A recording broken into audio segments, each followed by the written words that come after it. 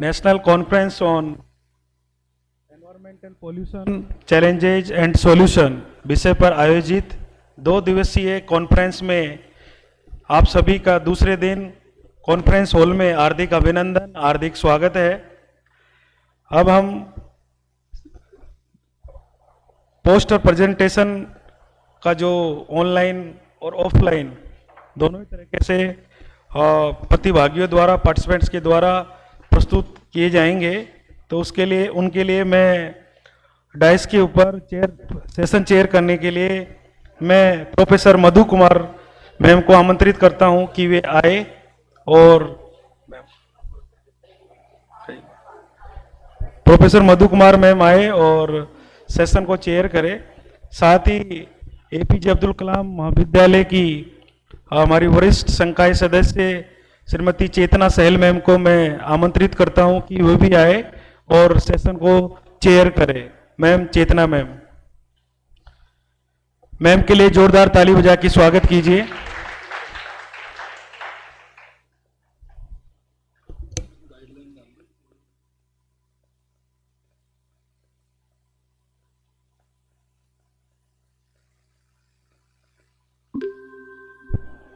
जो भी सम्माननीय पार्टिसिपेंट अपना पोस्टर प्रेजेंटेशन करेंगे उनके लिए 3 मिनट का एक समय सीमा है। 3 मिनट के भीतर अपनी पोस्टर प्रेजेंटेशन को आपको खत्म करना होगा। तो जो भी प्रतिभागी ऑनलाइन पोस्टर प्रेजेंटेशन करना चाह रहे हैं वो कृपया ज्वाइन हो जाए ग्रुप में और अपना हैंड रेज करे और नाम अपना ग्रुप के जो कमेंट बॉक्स है उसमें डाल दे। मैं मैम को सेशन चेयर करने के लिए मैं प्रोफेसर मधु कुमार मैम को आमंत्रित करता हूं। मैम फॉर्मर प्रोफेसर है जूलॉजी डिपार्टमेंट में और UGC emeritus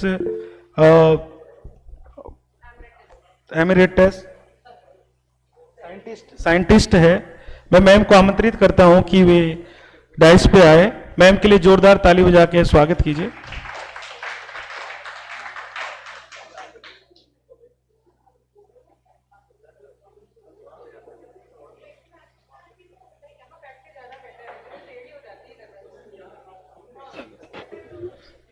it's okay ma'am. Okay ma'am.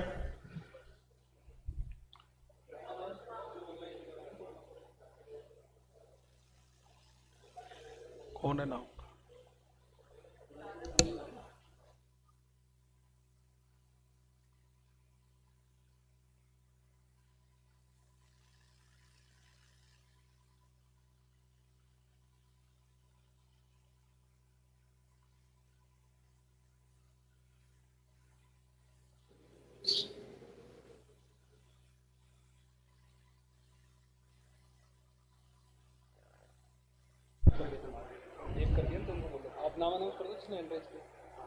कौन सा? मैं ओपन करवा देता हूँ। ओपन करा दो।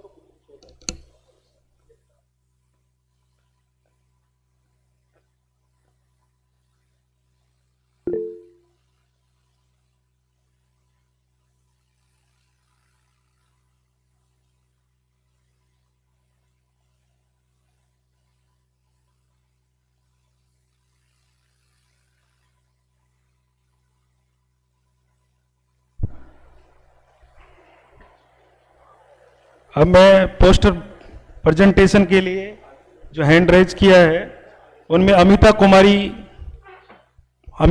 जी को मैं आमंत्रित करता हूं कि वे अपना पोस्टर प्रेजेंटेशन करें।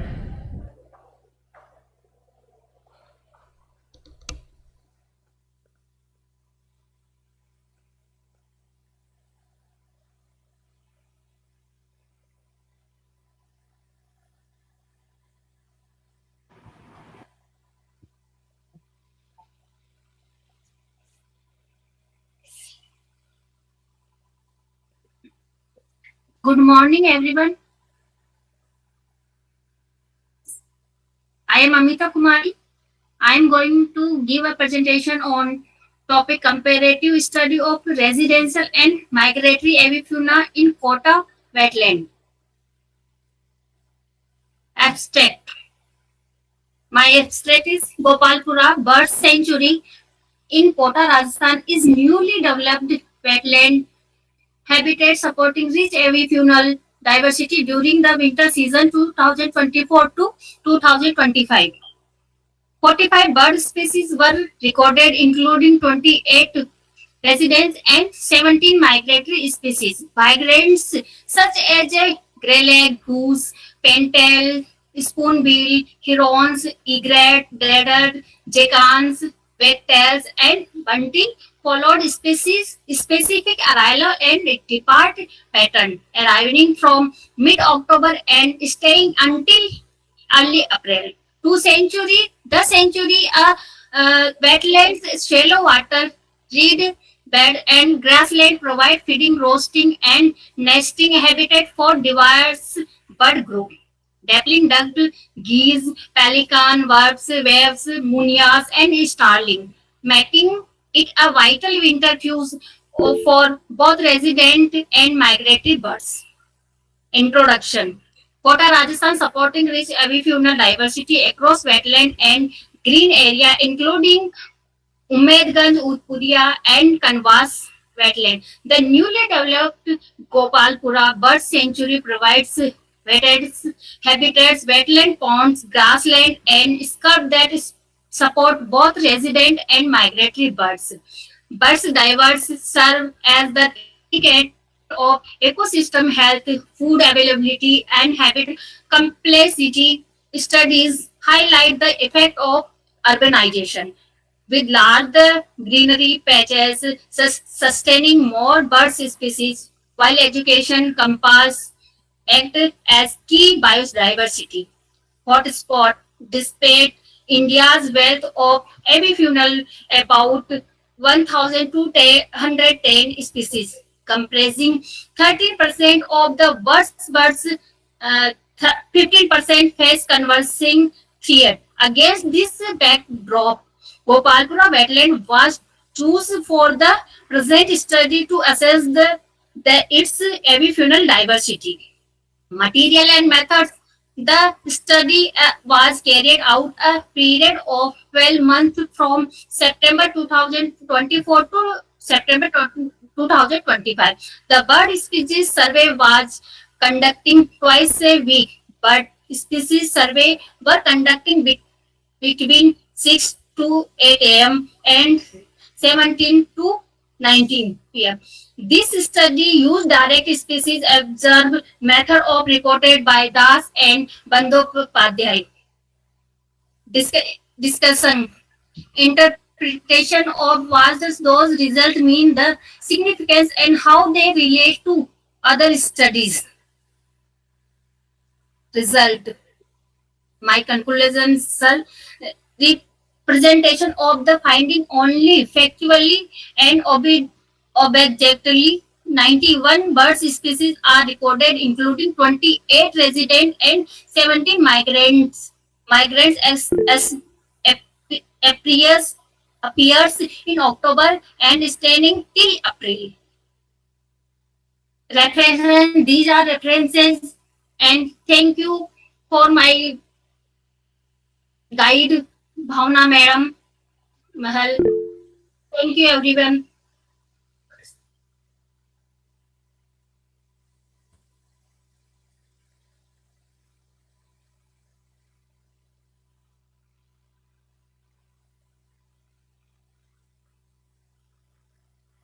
You, सभागार में how can you differentiate between the migratory and non-migratory birds, residential birds? Ma'am, it's watching तो टाइमली इनको वीकली टाइमली हम देते हैं, इनको वाच करते हैं और उन सिम्टम्स के अकॉर्डिंग, उनकी हैबिटेट्स के अकॉर्डिंग हम इसको चूज करते हैं. So how many days you have carried your this type of experiments? Ma'am अभी तक हम 2 वीक या 1 वीक में हम इस विजिट करते हैं इसमें.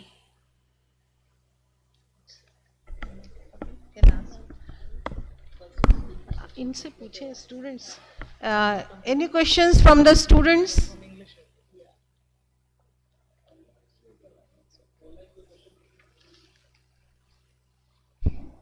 ऑनलाइन कोई क्वेश्चन पूछना चाहे अमिता कुमारी जी से?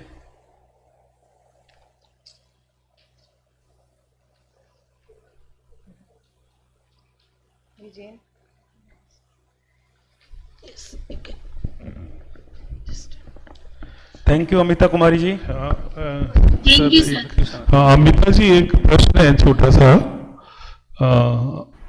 आपने इसका टॉक्सिकोलॉजिकल प्रोफाइलिंग किया है तालाब का? जी okay, what did you find कि किस तरह से नॉर्मल से अलग है ये या नॉर्मल है? सर, इनके फीचर्स जो होते हैं, सिम्टम्स जो है हैबिचुअली बाहर से जब आती हैं तो कैसे बिहेव करती हैं, और इनके सिम्टम्स जो होते हैं उसके अकॉर्डिंग सर इसको देखा। No, my question is related to habitat. See, you presenting a work from a semi-urban environment, and this kind of study, if you do, let's say, ecotoxicological profiling of the aquifer or pond where you are working, this will help you a lot, and this will also, help you to understand better that over a period of time how the composition, species composition, their number, and their frequency of staying at the same pond increases. Good work. Thank you very much. Thank you sir.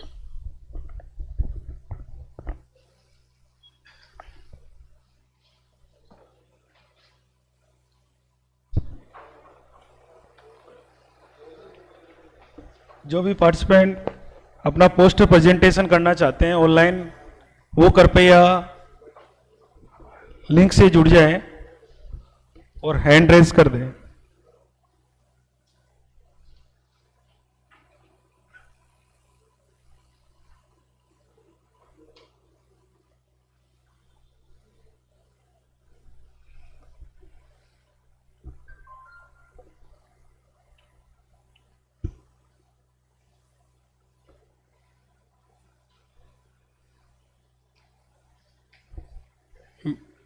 Is there any list who are going to present online?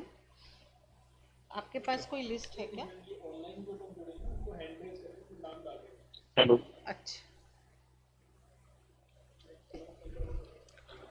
हाँ वो कर रहे हैं Arjun. Hello, I am audible? Arjun ji, हाँ, मैं Arjun Kumar. Welcome. आवाज आ रही sir? हाँ सर, मेरा ओरल प्रेजेंटेशन है। टॉपिक है the impact of pollution on environment. मैंने इस पर एब्स्ट्रैक्ट तैयार किया है। तो सर, मैं इसका स्टार्टिंग ऐसे करना चाहूंगा कि जो वर्तमान फेज चल रहा है, हम जिस प्रकार जो ह्यूमन डेवलपमेंट हुआ। सर मेरी आवाज आ रही है? हेलो, थोड़ा सा क्लियर नहीं है। हेलो, हाँ अर्जुन जी, आपकी आवाज आ रही है। आप आपकी स्लाइड शेयर कर दीजिए ऑनलाइन। सर मैंने पोस्टर नहीं है, मेरा ओरल प्रेजेंटेशन है सर। ओके। हाँ हाँ। इसके अलावा जो भी पार्टिसिपेंट्स हैं जो अपना पोस्टर प्रेजेंट करना चाह रहे हैं ऑनलाइन, वो गूगल स्लाइड पे या गूगल मीट पे अपना जो पोस्टर है वो शेयर कर दे अर्जुन जी के बाद में। नेक्स्ट, हाँ अर्जुन जी आप कंटिन्यू। सर ओरल प्रेजेंटेशन तो दे सकते हैं? पोस्टर दिखा। ओरल नहीं, हमने पोस्टर रखा है sir online.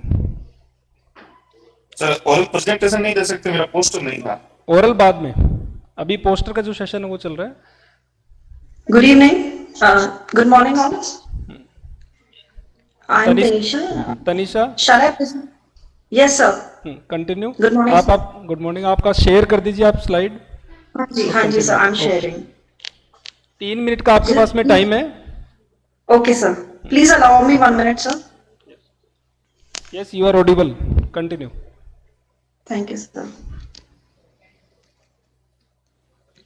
Sir, sharing. Actually, I'm a little weak in this. Can I directly speak my paper? Sir, directly paper बोल सकते हैं क्या, please? हाँ, डायरेक्टली बोल सकते हो, but you have to share your slide so audience can see. Okay, sir. I'm trying my level best. Sir इसमें कैसे शेयर करते हैं, एक्चुअली मुझे आ नहीं रहा है, मैं डायरेक्टली वो कर सकती हूँ सर, बोल सकती हूँ प्लीज? आप फोन से कर रहे हैं लेट क्या? Just a minute. हाँ जी सर, फोन तो आप से है इस मेरा। Later on I can share my paper with you people. Phone से भी शेयरिंग का ऑप्शन होगा, आप एक बार देखिए, या फिर आपका जो पोस्टर इस ग्रुप में डाल दीजिए तो ये शेयर कर देंगे यहाँ से टीम हमारी। Okay okay okay sir, thank you, that's a better option. मैं एक बार शेयर कर देती ये हूँ शेयर कर दें। सर ग्रुप, लेकिन सर ग्रुप में तो मैसेजेस अलाउड नहीं है ना, मैं मैम को भेज देती हूँ। आप ग्रुप में शेयर कर दीजिए तो यहाँ से हम शेयर करवा देंगे टीम से। मैंने निधि मैम को शेयर कर दिया है जी, देखिए आगे ना।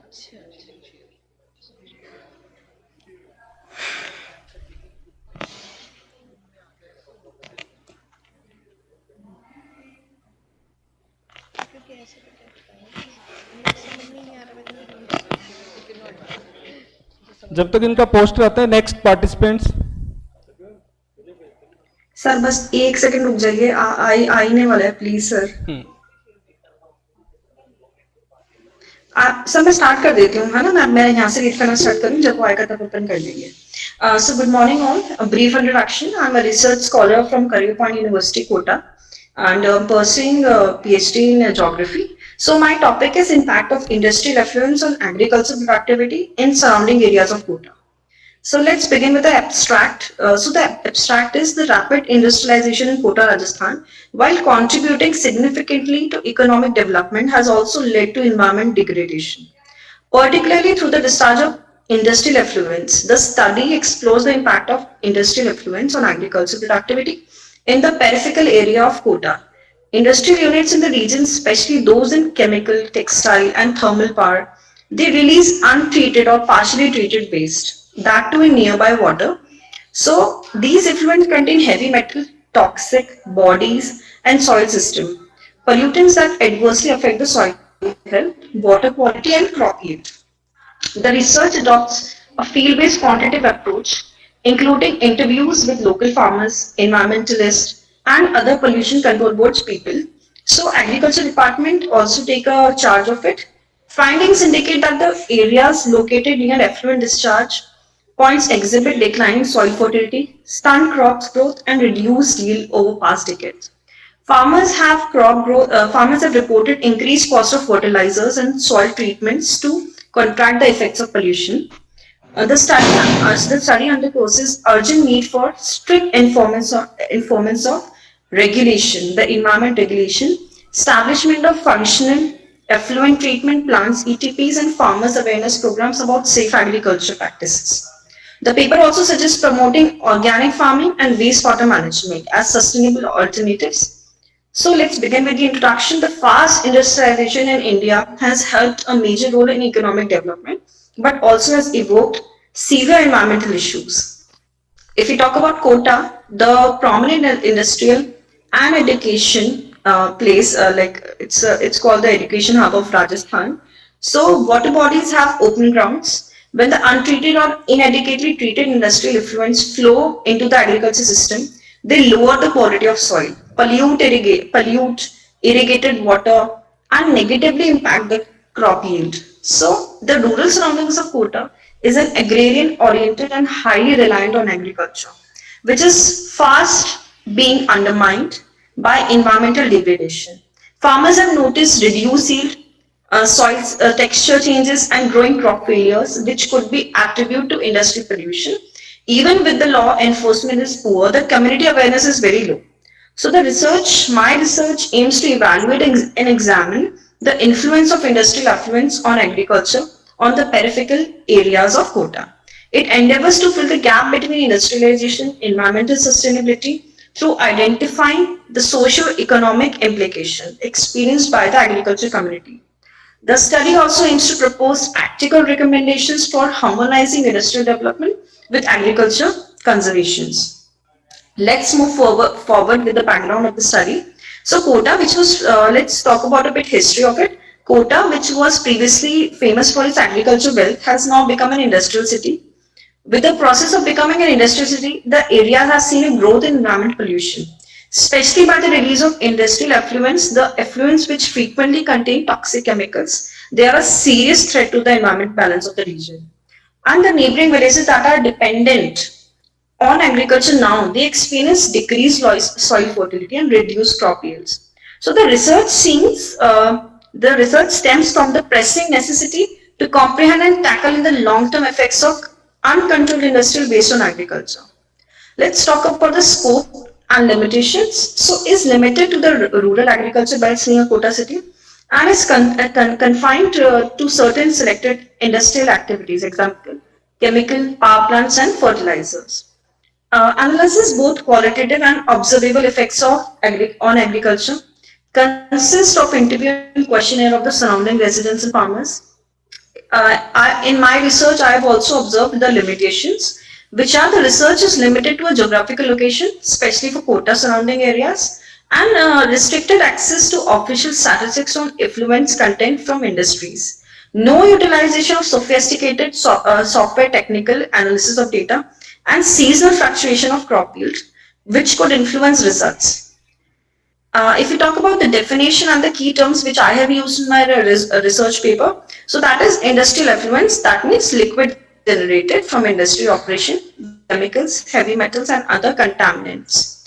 Agriculture productivity, crop output per unit, soil, the soil's ability to support plant development and provide nutrients necessary for plant growth.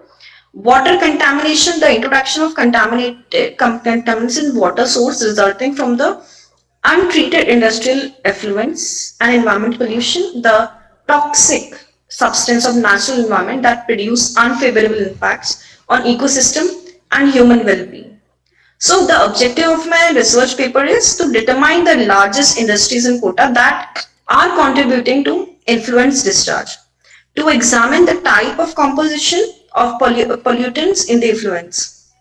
This is my major objective. Another objective is to evaluate the effect of effluents on the soil, to investigate and impact irrigation water surrounding farming areas, to comprehend the farmers' understanding and adjustment mechanism, and to come with recommendations for sustainable agriculture practices and waste management, include wastewater management. If we talk about the review of literature, a number of studies in India and other countries have reported the harmful impacts of industrial effluents of farming environmentalists.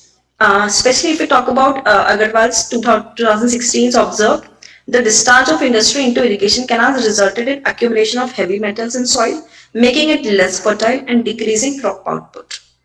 Mr. Sharma and Mr. Mehta in 2018, they examined the impact of thermal power plant in Rajasthan, recorded a dramatic fall in wheat and mustard crops as a result of soil pollution. Mr. Chopra in 2017, he asserted the industrial effluents, if not treated, change the soil and water pH, rendering them to inappropriate sustainable agriculture. In 2019, in the research of Punjab, they discovered that exposure of effluents for a long period lowered microbial function of soil, impacting plant health, although the most national studies dwell on industrial belts such as Ludhiana, Kanpur, and there is a lack of specific research in Kota, given that it accommodates significant polluting areas. The absence of localized data renders it necessary to explore effects of affluence in Kota to derive regions specifically in the measures of mitigation. So the review finds strong unanimity regarding the adverse impacts of industrial waste on agriculture and calls for the imperative necessity to target research in Kota's rural environment. Sir, shall I continue?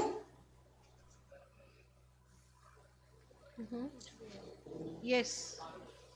All right. So if we talk about the sampling, as per my sampling, the sample consists of 60 farmers. They were chosen from 3 villages. Once they were villages, but now they are counted in Kota. So Tanisha, come to the conclusion. Hello. Tanisha, All come to right. the conclusion already. All right. I am coming to conclusion directly. So the results of this research clearly demonstrates that high adverse of impacts and industrial affluence on local agricultural productivity. Qualitative data based on farmers' direct observations and experiences reveal that soil fertility as well as crop yields have declined as a consequence of continuous exposure. So the farmers also complained about diminishing crop yields, particularly for vital crops such as wheat and mustard within the 5 past year. This continuous decline in productivity impacts the livelihood of food security. In addition, irrigation supplies like borewells and canals were said to be extremely problematic with regard of water safety. So, so there's an urgent necessity to balance the nature and address the problem through a multi-stakeholder strategy of industries, environmental agencies, and agriculture. Thank you. That's all I want to present for today. Yeah, it was a very nice and voluminous presentation, Tanisha. Thank you so much, What ma'am. was Thank you. this? You have what the data you have presented that was obtained from the farmers. Yes, ma'am. In conversation data. Yeah. So, what was your observation? Have you taken the, have you tested the heavy metal toxicity, etc., in the water effluents? Ma'am, not exactly, but as per their data and their conversation, they stated that the wheat and mustard crops are declining nowadays. So I added with the same. So, what is the role of your observation? Ma'am, my rule of observation is to use more organic fertilizers in future, and also not much use of chemical because it is definitely declining the yield, crop yield. Any other question? Yeah. Is there other natural resources which can be used, or the water body where the effluents are pouring down there, the industries are doing that? Is there any natural Yeah. solution to clean that water? Ma'am, not as very natural, but yes, we have primary, secondary, and tertiary treatments to release effluents from the factories. So that I believe that are more than sufficient to make the water from contaminated to potable.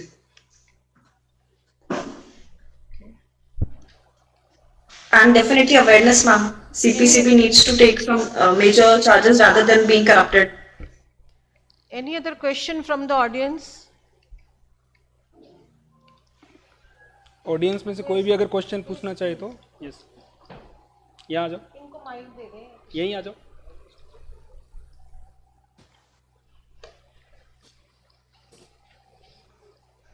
Good morning, ma'am. Morning, sir. We have talked about the crops that they are declining, but do you think that we are eating those crops? Do you think that we have a health issues due to these influents which are going into the water and the biomagnification? Do you think we have effects of these things on our health? Definitely, we all have heard about the term "what you sow, that you reap," right? Yes. So that's a very popular phrase. So definitely, whatever we are sowing into the soil, that we are eating, and the results are very visible nowadays. Aging, the very first thing. Second thing, life expectancy, which has gone very low nowadays.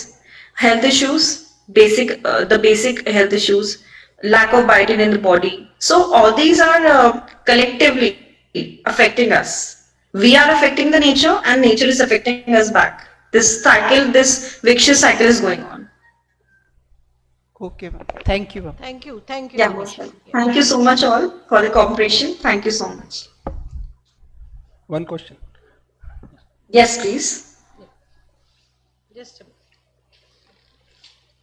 Anisha, this is not question. There are certain remarks. Since you are PhD students, it is good if this comes to your notice at this stage, that the units we have chosen are not the correct one. Second, the salinity you are presenting, you did not mention what unit you have taken. All your graphs are without titles. The topic you have chosen is excellent, but the line of methodology you have chosen and the work you are carrying out is not in line of the technically correct research, right? So you should work on that and improvise on those things. For example, acre per quintal per acre, right? And then your charts are missing title. Then your review of literature is also not sufficient. So these things, they should not cause you problem when you present your thesis work. So please pay some attention to it, and I think this will be a good thing if you can include the standard procedure of methodology and Definitely. other things in your work. Good. Sir, I'm very thankful to you for these remarks and definitely will take care of this in future. Thank you so much all for your kind cooperation, the speaker, the host, the judges and the audience. Thank you all. sir, Have a nice for day. your to all. suggestions. Any participants who want to present their poster online, kindly share their slide on Google.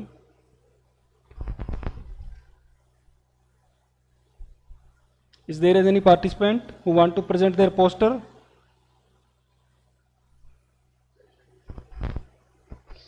Please raise their hands. Okay. Tea break. अब सभी के लिए एक information है, हमारे लिए अभी tea break है, उसके बाद में हम नया सेशन शुरू करेंगे। पोस्टर सेशन अभी कंप्लीट हो गया, इसके बाद में हम नया सेशन शुरू करेंगे और इस सेशंस के बाद में हम ओरल प्रेजेंटेशन कर रखेंगे। और कुछ पोस्टर्स जो ऑफलाइन हैं वो बाहर गैलरी में डिस्प्लेड हैं, तो मैं हमारे जो सेशन चेयर के जजेस हैं उनसे रिक्वेस्ट करूँगा कि ऑफलाइन सेशंस को भी एक बार रिव्यू करें। Thank you.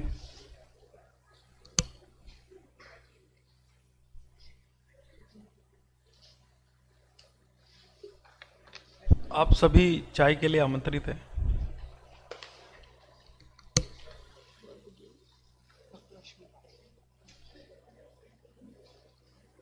बाहर रख के पोस्टर देख लेते हैं। ये वाला तो खत्म हो गया ना? हाँ, ओरल है नीचे। हाँ, मैं देख रही थी लेकिन फिर अंदर आ गई। मैं तो ऐसे ही देख रही थी। और अब क्या ये है, अभी क्या है, इनवाइटेड लेक्चर जो लोग आ रहे हैं, तो ये खत्म हो गया। दिस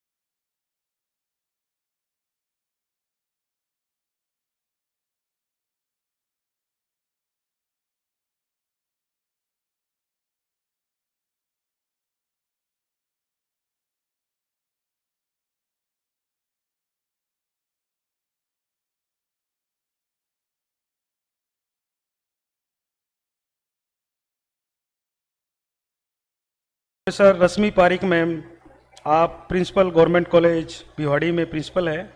मैं मैम को आमंत्रित करता हूं कि आप डाइस पे आए और सेशन चेयर करें। मैम के लिए जोरदार तालियां बजाइए, जोरदार तालियां बजा के मैम का स्वागत कीजिए। साथ ही मैं APJ Abdul Kalam government girls college Gangapol की प्रोफेसर निधि माथुर मैम को आमंत्रित करता हूं कि वे आए और सेशन को चेयर करें।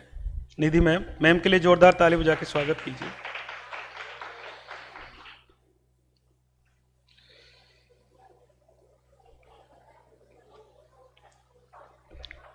बहुत बहुत धन्यवाद मैम। अब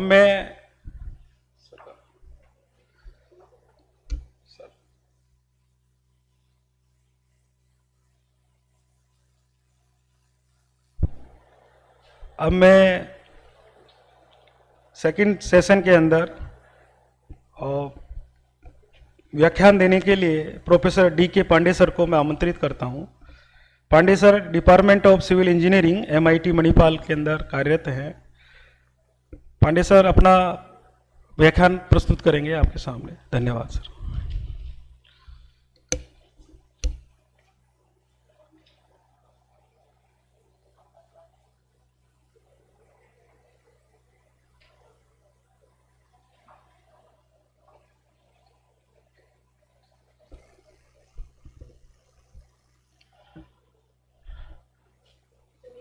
Good morning. In fact, I was professor in the University of Rajasthan, worked up to 2017, and thereafter I went to Manipal in Udupi in Karnataka. So I worked there for 2 years. And at the moment I am affiliated with Manipal, so my affiliation is mentioned here. At the outset, I would like to thank Professor Ashok Kumar, Professor of Zoology from University of Rajasthan, and Dr. Hemant Pareek for inviting me for this, giving me this opportunity to deliver my lecture in front of you all.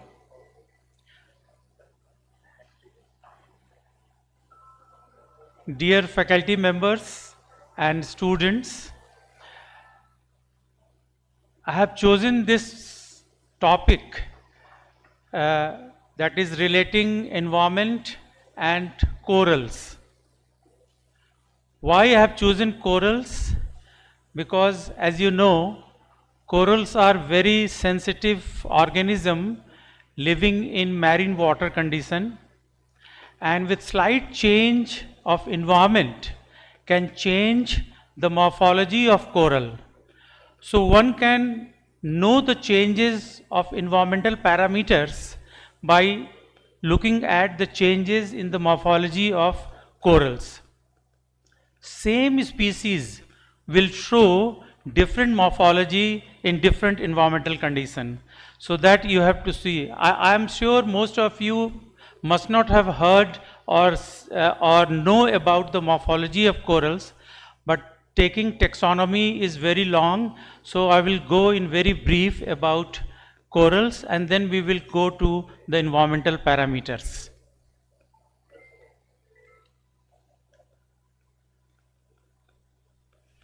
So the most important thing that corals are important proxy for changes in environmental parameters.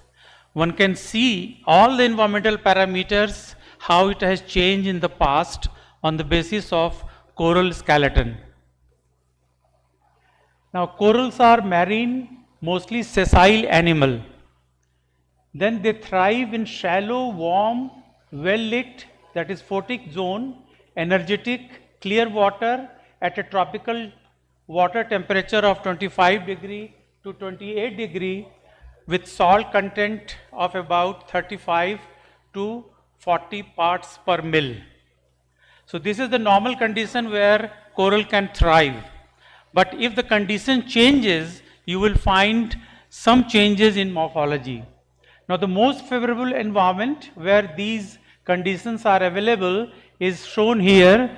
It is subtidal zone, and this subtidal zone means the area along the coast which is always underwater. Above subtidal you have tidal or intertidal or supratidal that is partially exposed during low tide, but subtidal area is the area which is always underwater. Now if you look at the coral morphology, on the right hand side you have, it is not here. This is subtidal condition, and this is the coral reef, a photograph of a coral reef from Indonesian area. Now basically environments are of different types. You have terrestrial environment, you have aqueous environment. Within aqueous environment you have fluvial environment, which is river environment. Then you have lacustrine environment, that is the environment of lake, or you have marine environment where the water is salty, and within marine environment you have shallow water environment, you have deep water environment. So every environment has got its own characteristic of organisms, both animals and plants, so that we can recognize the type of environment on the basis of organisms. So this is a general slide showing morphology of corals. Basically in corals you have two parts. One is called the soft part, which is polyp, and other is the hard part. Hard part is called corallum. Now this is a photograph of hard part, which is a corallum, and there are several types of corallum. Here you can see these are the colonial corallum, and you can also have solitary corallum. Colonial corallum, there will be several polyps, the soft part, sitting in each depression. But in the case of solitary corallum, you have only one polyp. Now this shows, these are all upper view of polyps, different types of polyps, and they look like flower. So that's why this has been considered as in class Anthozoa. Antho means flower and zoa means animal, flower like animal. So these are the polyps. Now there are several small fundamental parts in these hard parts, because generally we study, basically I am a paleontologist and we study only the hard parts, and within hard parts you will find several fundamental parts, and these have been classified into 4: radial elements, axial elements, endothecal elements, and exothecal elements. Now these elements, if you observe, can also tell you about the environmental changes. Now there are other significance of corals also. The most important is, this is biodiversity hotspot. Coral reefs are equivalent of tropical forest. You know the tropical forest where the biodiversity is very high, you have lot of organisms, and some organisms are, some plants are of medicinal value. Similar happens with the coral reef. So they are marine equivalent of tropical forest. And there are several organisms living with the coral reef, about 700 species of coral and 4,000 species of fishes. They live together with coral reef. So that's the importance of coral. Then along the coastal area, people are dependent on the coral reef, because wherever there are coral reefs, you have fishes, and these people of coastal area, their economy depends upon the fishes. Then corals can also protect the coastal areas from the surf zone, from the waves of sea. So if you if you have been to Mumbai, if you go along the Marine Drive, you will find lot of blocks are kept along the coastal area. That is to protect the coast so that the land area is not eroded. But if there are corals, it will not require to have that kind of protection. Now here you see, this is an example of Lakshadweep where there are no coral reefs here. So the core is being, the coast is being eroded here, you see. Now in other cases, like here, this is another island of Lakshadweep where you see there are coral reefs, although these are dead coral reefs, and then the shore is protected, there is no erosion. So these are good protection for the coastal erosion. Now in this case, there is not sufficient growth of corals, so you have to have this kind of blocks in order to protect the core. Now these are of great economic value also, because you know, coral reefs are paradise underwater, and it attracts lot of tourism. So you have lot of, your economy is sometime, for example in Australia, they have got Great Barrier Reef. Their economy is based on, also on corals. In addition, it is nursery and breeding ground for variety of organisms. Then fishery production, this is the main source income for inhabitants along the coastal areas. Then this is of great medical value, medical importance, because lot of organisms living with the corals and even the coral skeleton, it can be used for preparing medicines, and lot of disease like cancer, heart disease, arthritis, bacterial infections, multiple sclerosis, these can be treated from the medicine derived from coral reefs. Then coral reefs are the natural source of calcium carbonate. Then these days, coral skeleton is being used as a foundation for growing new bones. Sometime when bone is broken, you can take a small piece of coral and can fit into the bone, because the density of bone is very similar to density of coral skeleton. So here it is shown here, see, this part is broken. Now you have a scaffold of coral skeleton here. If you fit this in this case, and after some time you will find the complete bone. It merges so much that you don't realize that it was originally not a part of bone, but it was a coral. Now climatic regulation, coral reefs contribute to carbon cycle, because corals are symbiotically related to algae. These are unicellular algae, and with the presence of this, there is a photosynthesis and there is a lot of carbon dioxide, they release lot of carbon dioxide. So they contribute to carbon cycle, particularly through their ability to absorb carbon dioxide to help in maintaining ocean chemistry balance. So corals are of great use. They also contribute to cloud formation. So this is also an importance of coral. Then ornamentation, we all know about these munga, and munga are actually a different class of coral, Alconaria, class Octocorallia, and this Corallum rubrum is very famous as an ornamentation stone, and they are found in Mediterranean Sea. Now in the world, you see, on the basis of coral, we can reconstruct the paleogeography, that is the land and sea distribution. Now you see, in the present day, you have this tropical area, and all the coral reefs shown with the red color, they are confined to the tropical zone. So in the past also, they were confined to the tropical zone, and wherever you find even the geological past, coral reef, you can imagine that the originally area was in the tropical zone.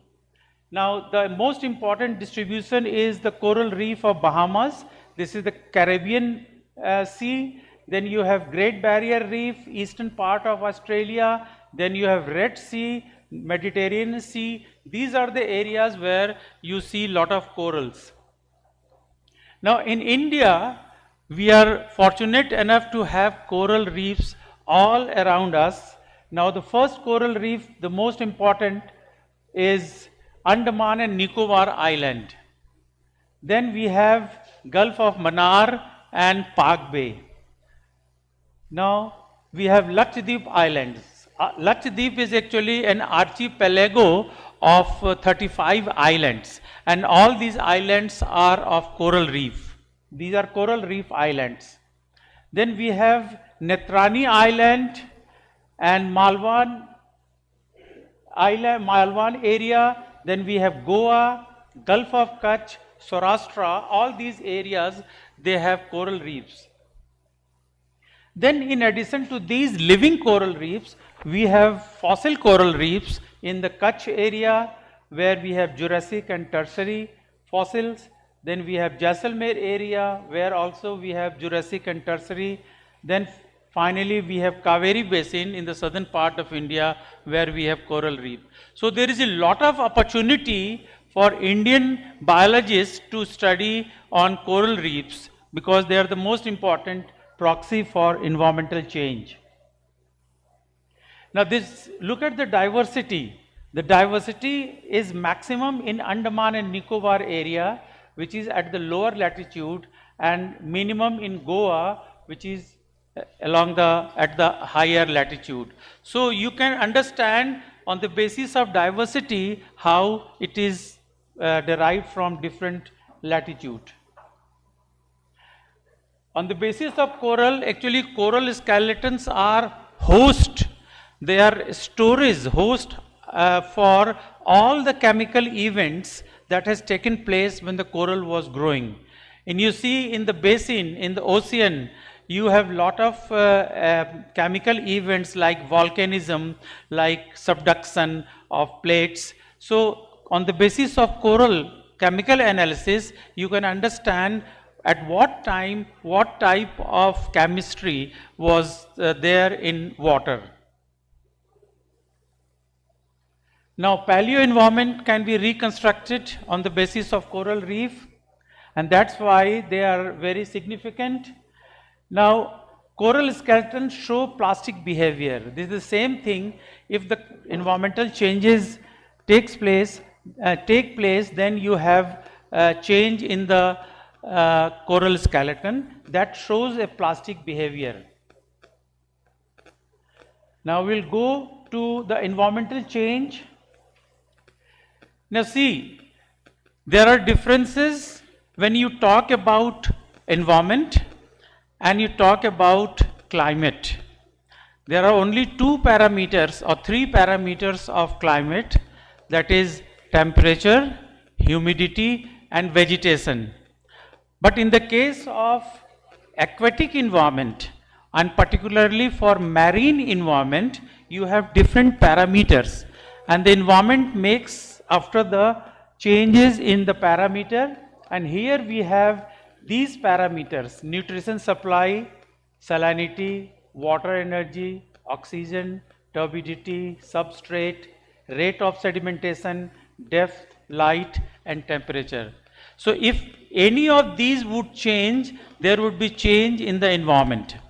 And the coral can tell us about all these parameters, except for oxygen and nutrition supply, because coral can produce its own food because of the photosynthesis. And secondly, there are some corals which are microcarnivores. They eat very small insects.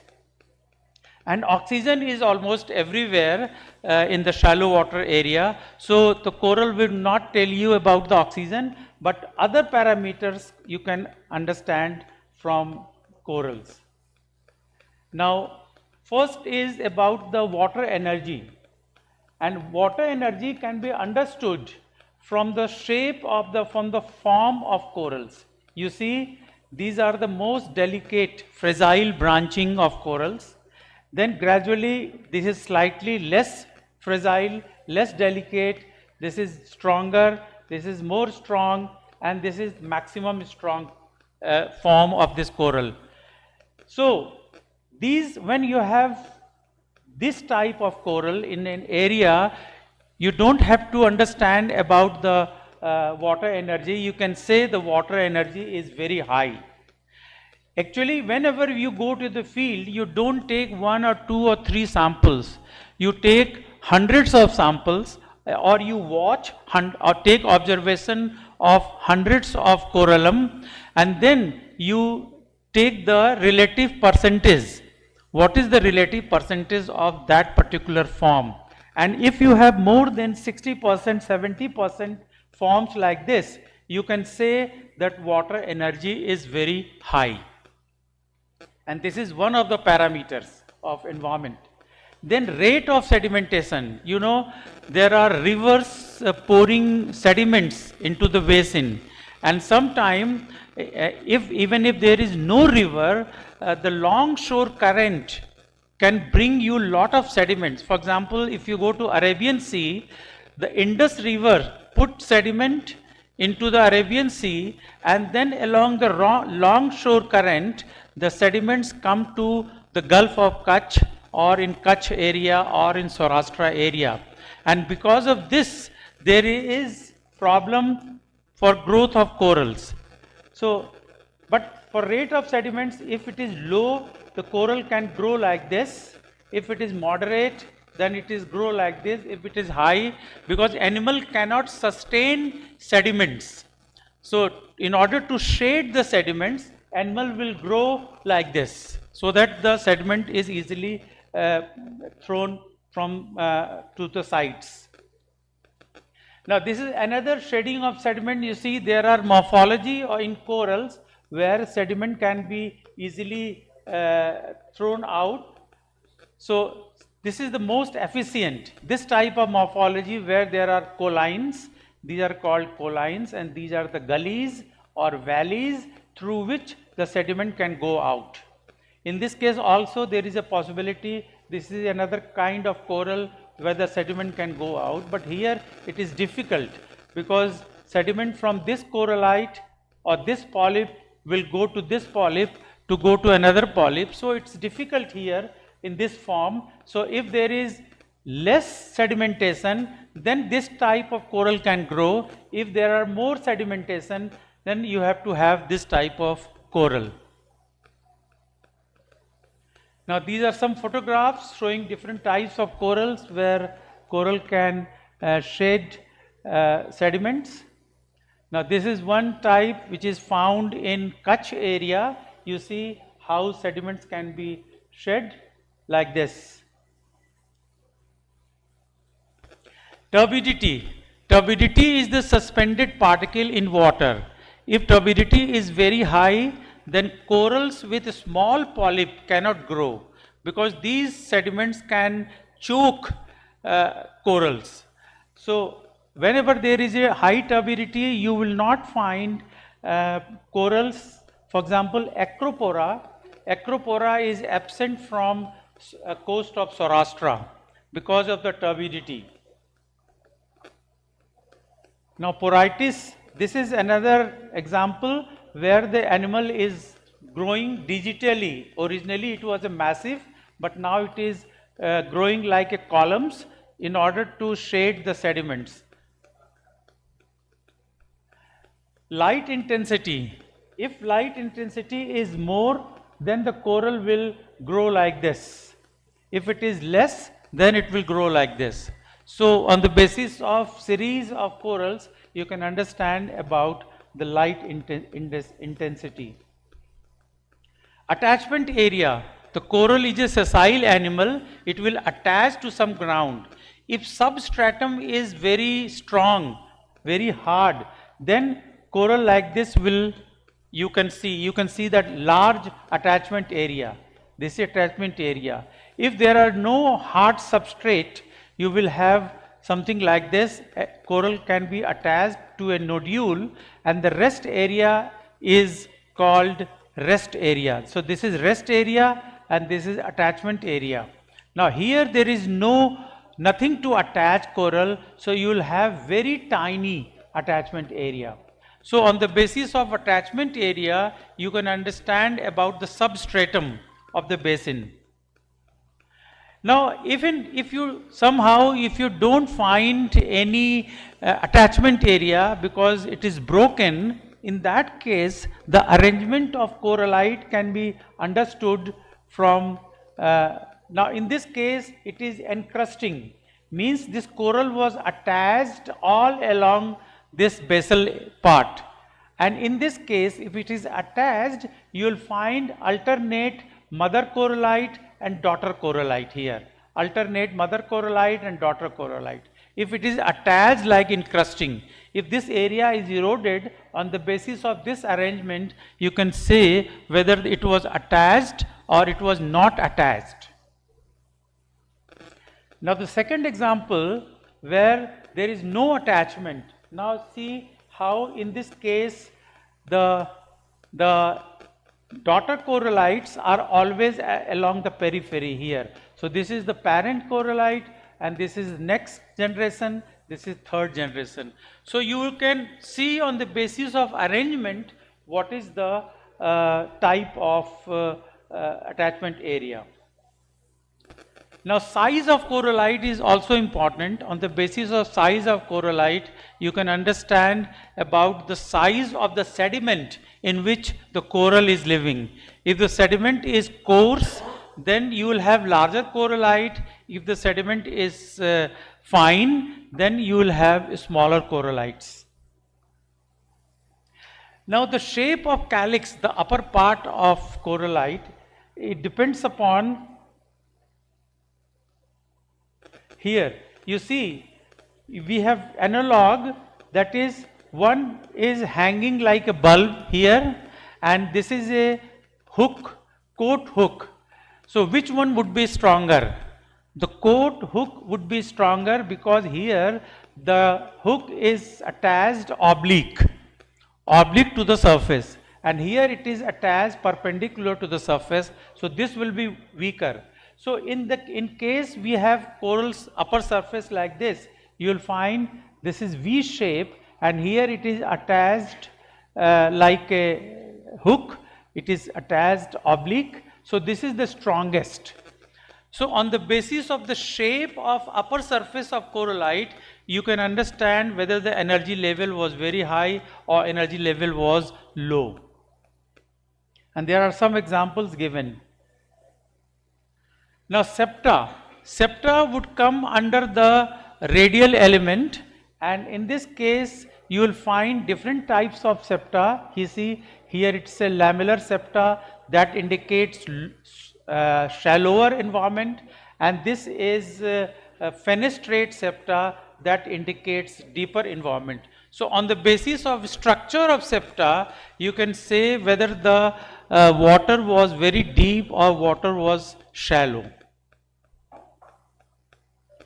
Salinity. If there is a change in the salinity, there is a fluctuation of salinity, then the radial element will not grow properly, it's only rudimentary.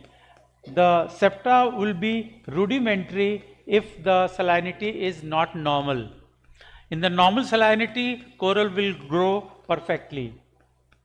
Now this is a graph showing how due to change in salinity, this is the maximum growth because it's a normal optimum salinity for corals. When the salinity is low, the growth will be low. When it is high, again the growth will be low. Now coral bleaching, if the temperature is very high, the symbiotic algae will bail out. It will come out and the resultant would be bleaching. And sometimes there is a change of temperature within 1 or 2 degrees above normal, and in this the zooxanthellae may be expelled by corals. So this is algae and coral will look white. Now temperature changes may lead to reduced calcification. So you can understand from the coral skeleton whether the skeleton is very brittle or very porous or it is very solid. That also indicate temperature change. Mortality, prolonged heat stress can cause mass coral die-off. Ocean acidification. If there is a acidification in the water, then because of the increased CO2 absorbed by ocean, then it will hamper the calcification. There will be limit of calcification. Then we have pollution and nutrient enrichment. Eutrophication, that is because of this lot of excess of nitrogen and phosphorus enriches the water body. In this case, there will be algal bloom, and because of this will compete with the coral. Coral will face problem when there is a eutrophication. Then chemical pollution, then pathogen growth. If these things are there, then that is not good for corals.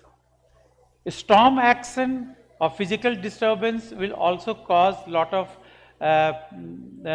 breakage to the coral branches. Biological stresses, overfishing reduces reef grazers, and these are parrotfish and then crown of thorn starfish. They destroy coral reef. Then sea level rise. When the sea level rise is faster than the pace of growth of coral, then the coral will also have problems. Coral cannot grow. So there are so many problems of the environmental stress, change in the environmental parameters. So in this case, how should we protect coral? So what is the solution for these things? So here, instead of protection of corals, I should have written solution. Solution for taking care of corals. So there are several organizations, they are working for corals and they are making some principles, and the most important thing is declaring an area as a marine national park. If you go to if you go to Saurashtra area, there is a Narara Lagoon, and in this Narara Lagoon, this area is declared and it is controlled by Forest Department. It is a national marine park. So this is one of the methods of protecting corals. Then in addition to that, you have to do everything what we are doing now for the environmental pollution, and conserve water, help reduce pollution, chemical pesticides, dispose of trash properly, support reef-friendly businesses, plant trees, there is no deforestation, then practice safe and responsible diving and snorkeling, volunteer for coral reef cleanup, contact your government representatives and spread the word. So this is the same phenomena what we are observing even on the terrestrial environment, how to control pollution. Now one thing which is most important and one should take care of, that using a sunscreen with oxybenzone. So most of the sunscreen we use, they have oxybenzone, and when you put these sunscreen and go for diving and go to watch the coral reefs, then it can be problem, oxybenzone can be problem for corals. It has a toxic effect on young corals that causes endocrine disruption, DNA damage and death of coral. So we should use only sunscreen without oxybenzone. So thank you very much.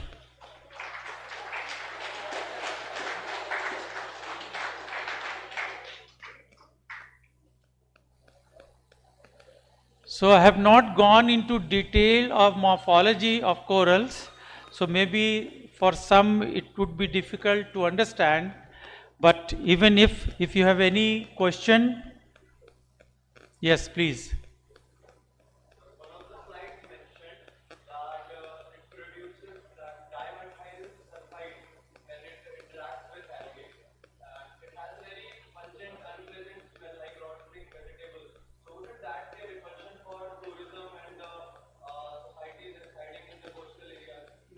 is not a problem for the tourism because tourists would not go inside the coral reef, but it is certainly a problem for the organism living with inside the corals.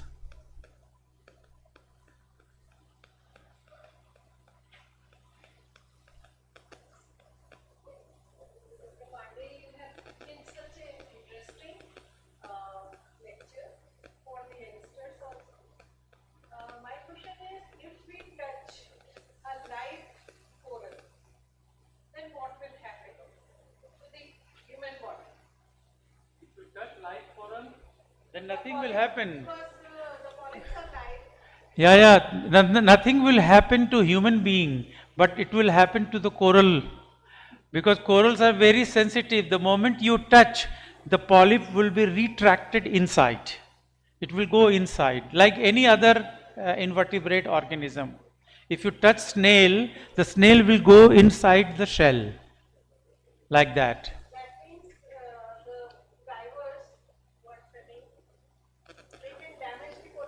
No, they cannot. They are not allowed to touch. They are not allowed to touch. You cannot even break a skeleton.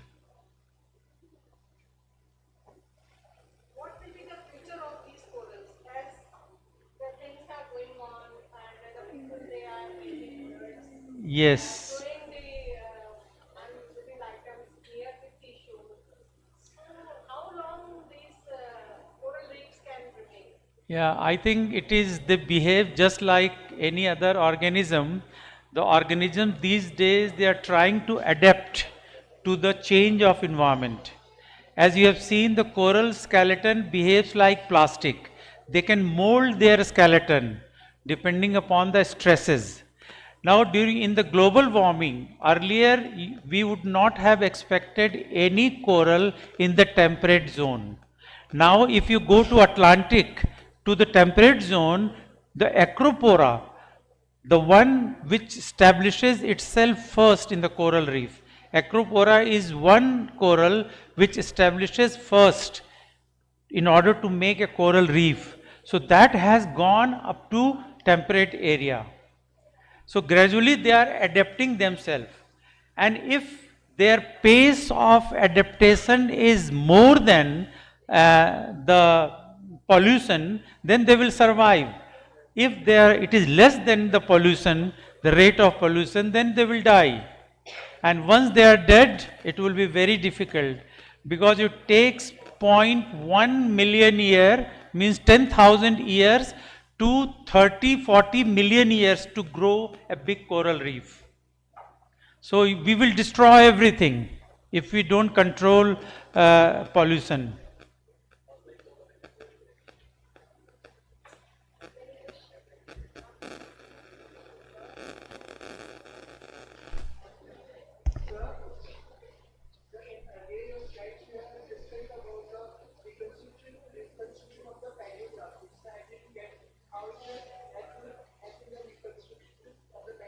Reconstruction, yes.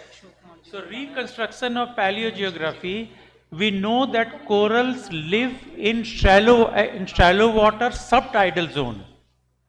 They cannot live out of this subtidal and inside. They cannot grow in the water where there is no light. So wherever you have a coral reef, maybe today it is exposed on the surface.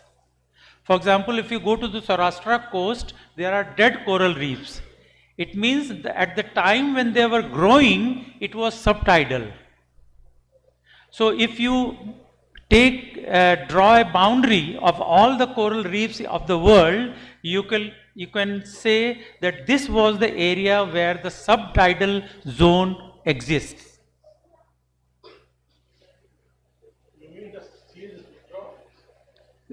Yeah, the sea, there is a regression because, or the maybe land has uplifted little bit.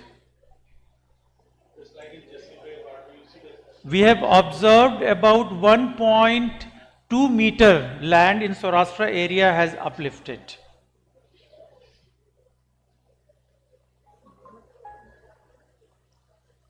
So coral grow at the water level. So there is a slight change in the water level, either coral will grow upward or coral will die. One more thing I want to say about Professor Pandit, that he had been the Humboldt Fellow, and he is doing this research work under the J.L.N. Fellows also, and since last 20 years, many students and the professors, they are coming here, and they came to the Department of Geology also to work here. So it's a very renowned geologist.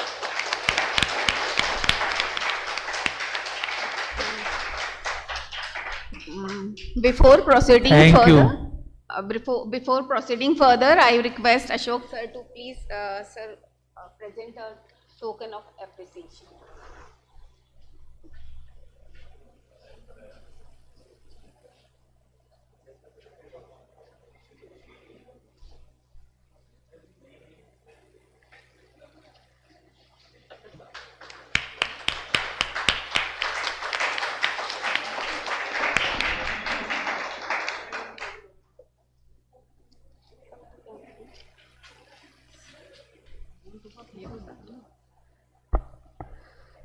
So thank you, sir. We are really honored to hear from you, sir.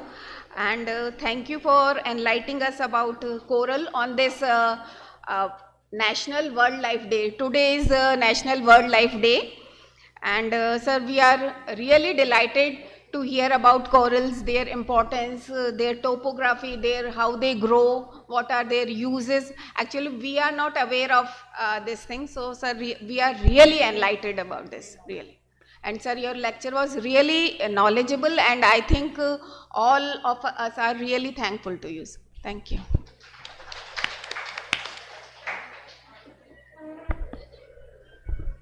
Now, I would like to invite Professor Sumita Kachawa ma'am.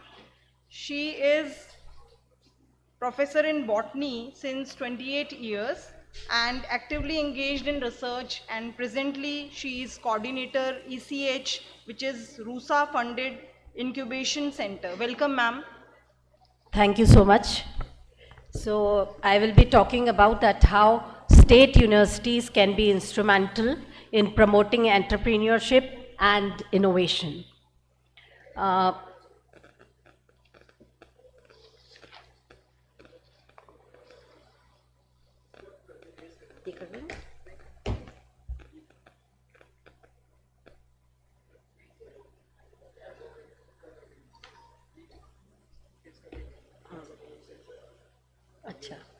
So basically, I will be talking about some of our startups who are working.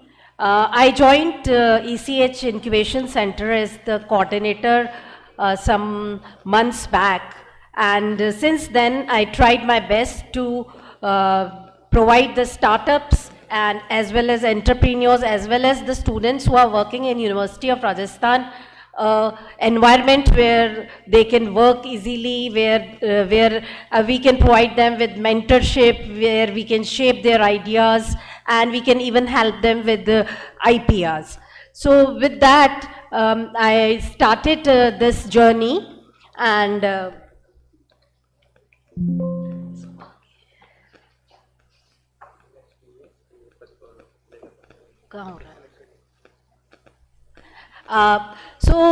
as we all know that we have adopted the national education policy, and this policy for higher education emphasize the need of innovation ecosystems, integrating entrepreneurship education into the curricula.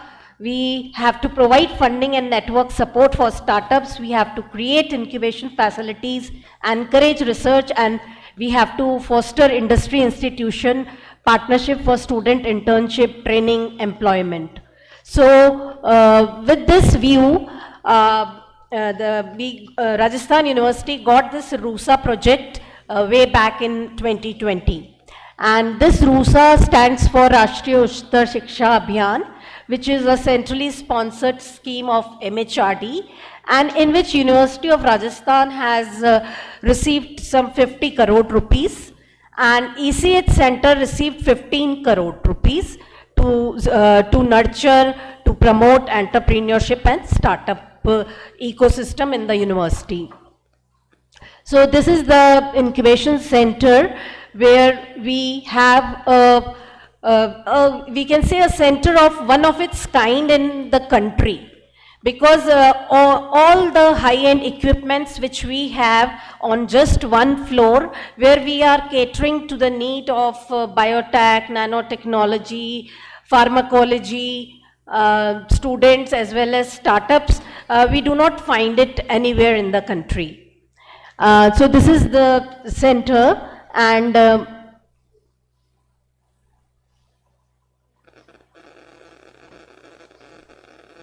this is our team. With this team I am working, and these are our mandates, which in short that we have to promote entrepreneurship, startups, IPR, and with this ECH is dedicated to provide mentorship, pilot facility. We also provide some funding schemes, and we have world-class facilities in the field of cell and molecular biology, plant tissue culture, analytical system, microbiology, networking and co-working space. So as you can see, these are the equipments which are installed in ECH, and this is the pilot facility.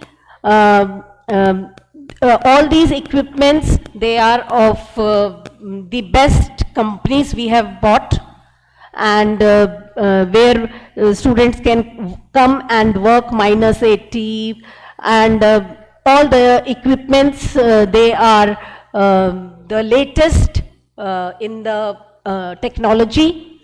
We have GCMS, we have CHNSO analyzer, we have 3D printer, and various students, university students are also coming, and we are helping them with their thesis also.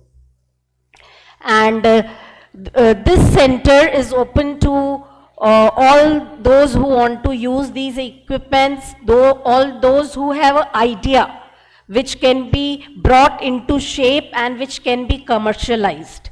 So we will welcome such students, such entrepreneurs, and age is no bar, because we have so many startups who are run by middle age and even old people, and we are helping them also, because it is never too late to start.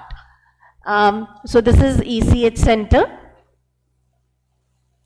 These are the various equipments which we have.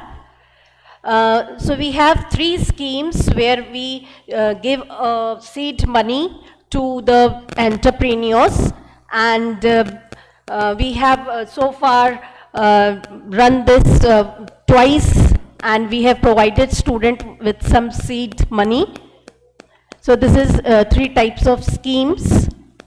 Now there are this is, just we are holding hands of the startups. This we are not, we will not give everything to bring them on a commercial level so that they become unicorn or something. So they have to get the major funding by themselves. So we are just helping them. So various startups which are registered with ECH, Mini Minds, Capsa, Dynamics, Go-Kriti, they have received funding from BIREC.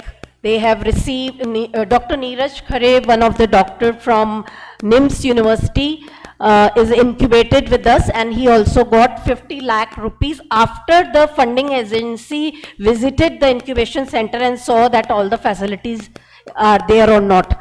Dr. Nitiman Mathur also got DST fund.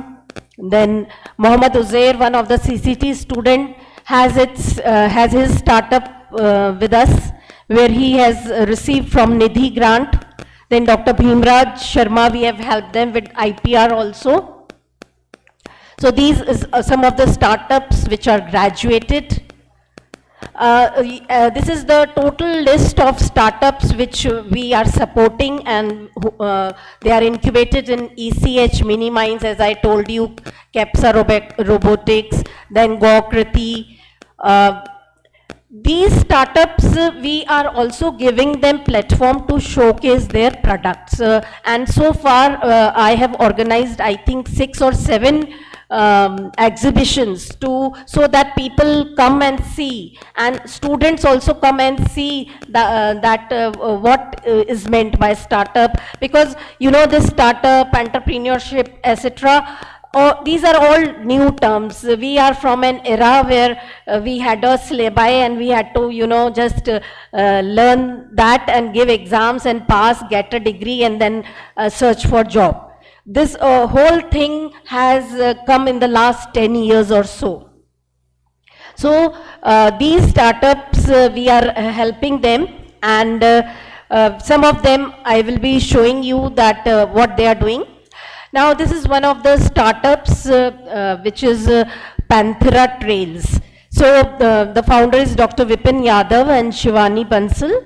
So here what they are doing is that they will book a safari for you, and they will take you to watch the leopards, and they also go to various places for flamingo watching also. They book for students, school students, they book the tour so that the school students go and see wildness of the forest, the biodiversity, because now these days we used to go and see animals in zoo. Now it is not so convenient to go to zoo because half of the animals they are gone from zoo and they are in Nargad.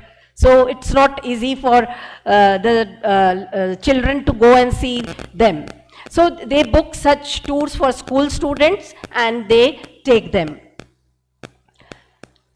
This is one of our startups where they have made this bike, which is EV bike, and you can, this is a bicycle, you can pedal also, and it will run by the cell also. So this bike, the E-Vigor company, they got award by the governor also in one of our exhibitions, and this we have showcased in many of our exhibitions. Then this is one of the startup Bambustan, which makes things from bamboos. These are the sponges from loofah and various other things. Then this is Gokriti. They sell items made up of cow dung, and it is a very eco-friendly startup where not only eco-friendly but social also, because they have trained in jail they go and they train the prisoners how to make things out of this cow dung, and therefore they are helping in the upliftment of the weak sector. Then there is Capsa Dynamics. This is one of our university student alumni who is doing very good, and they also received the prize from the present governor. They have made, they have excelled in the technology where they can go run this, and they can control a lot of this what we say drones. This is basically drones. One main drone is controlling 10-20 drones. So BSF has are using their technology. They got prize also, and they are you know, updating their technology. Then various institutions have also signed MOU with us, and we are promoting those institutions also. For example, B. Lal Institution is there, who has made vermicomposting plant where we can keep it in our house and we can make vermicompost from the kitchen waste. So we are helping various institutions also. This is one of the startup Future Kalam, who has made several small things with innovation. This is one of the innovation in which you can light a diya in this thing which he has made and keep it in temple or in your house in puja ghar, where this flame will not extinguish due to air. He has also made some helmets for the policemen and for the mining people with fans in the helmet, so that they do not feel very hot.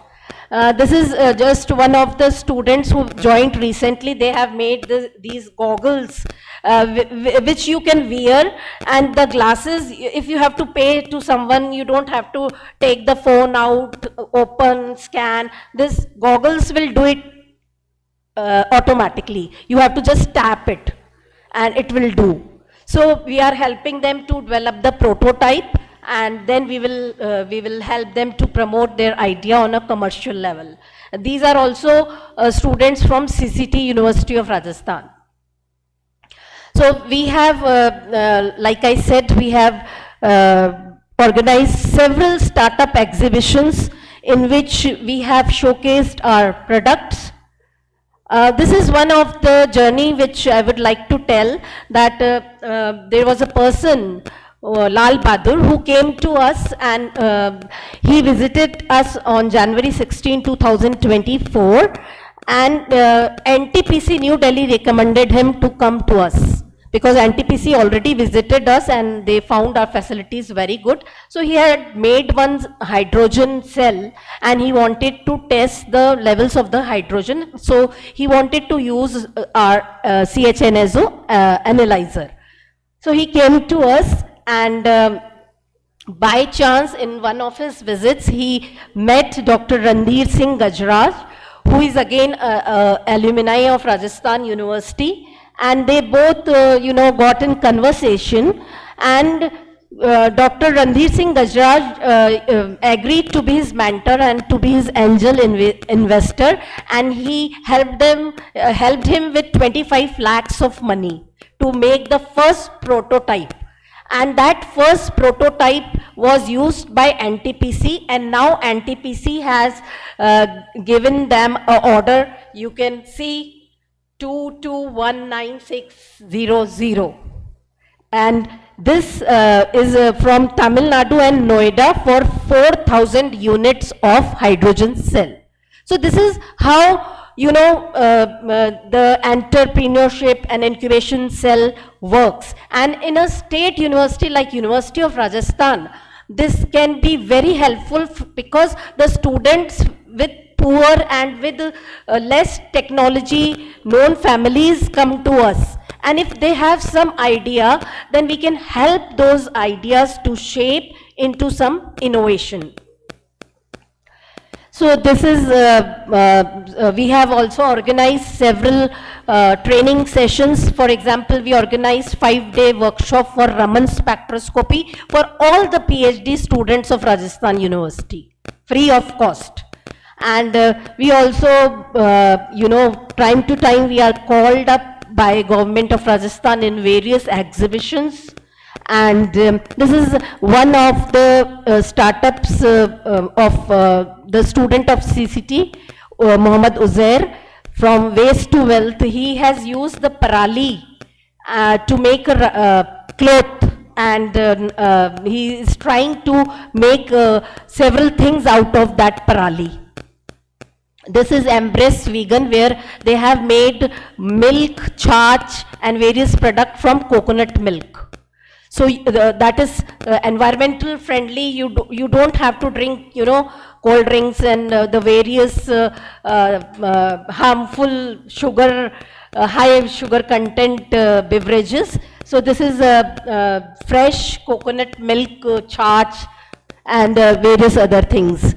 This is again from one of our startups, Nanomatrix, where they have made a nanoscale mask, and they have made some membranes which you can put in your AC, then the air will come clean. Then Dr. Manoj Sharma from Mahatma Gandhi Hospital is also incubated with us, and we are helping him to get the IPR of 3 of his things which he has made. He is basically a doctor, and he has made one Shirodhara, automatic Shirodhara machine, automatic knee massager machine. He is now planning to make a ambulance which will have all the facility and which will go straight to the operation room. That idea is getting patented with us. So we help them to showcase their ideas in front of various officials who can give them money. This is officer from MSME. We also support and do promotional activities for promoting IPR. This is with MSME. We also give money to promote ideas of various universities. So this is what I want to say is that the outcome and impact which we have created is that we have supported more than 25 startups, and a diversity of sectors we are helping in agriculture, health, education, environment, bioremediation, security, etc. We are also doing programs for entrepreneurial skill development, training programs we are doing. We are also helping them to get government schemes so that they can get the funding. Then we have a direct or indirect, we help them with the economic and social impact they are making, because we are helping them to showcase their products through various exhibitions. We have organized 2 job fairs also for the students. We have so far published 10 patents, out of which 1 patent is mine also. Till now I was, just teaching, doing research, and about 25 students have done PhD with me, so I was not bothered. But then I thought, why not get my research patented if this is something new? So I have one technology where I can increase the stereocyte content through plant tissue culture. I am trying to get patent for that. So this we are doing. We are also the host institution recognized by MSME. We have industry collaboration, we have alumni success stories, we have a local ecosystem strengthening system also, where we are vocal for local. We are helping the local art, local technology to come forth with some innovation. So this is the activities where we have helped the startups. We buy the stalls for them and they showcase their products in various exhibitions. We motivate students. I myself go and sit in those exhibitions and I explain to the students that what is innovation, what is entrepreneurship, what is startup, so that they have their mind prepared for this idea to come. These are I also showcased some of the activities of my university, where Professor Sunita Agarwal of Home Science Department, she also got her idea patented, where she made one small setup where she can make vermi compost, and she had that small thing installed in the girls' hostel in university, where from the kitchen waste vermi compost is being made. So I helped her to showcase her things. Also some of the paintings by the drawing department, which is some art which is unique through that department. So I help them to showcase that also, so that people have an idea that universities are, just for giving degrees. We are fostering innovation, we are fostering startups, entrepreneurships, IPR. So job fairs also. This is some of our activity. And the one thing in the last I will like to say that there is only one thing which pulls us back, and a lot of energy we are wasting in that is the politics. So there is a lot of politics involved, and you know, you go one step forward and you go 2 steps backward. So, but it is everywhere, I think, in every system. So one has to get used to it, but if you are determined to walk ahead, then you will do so. Thank you so much.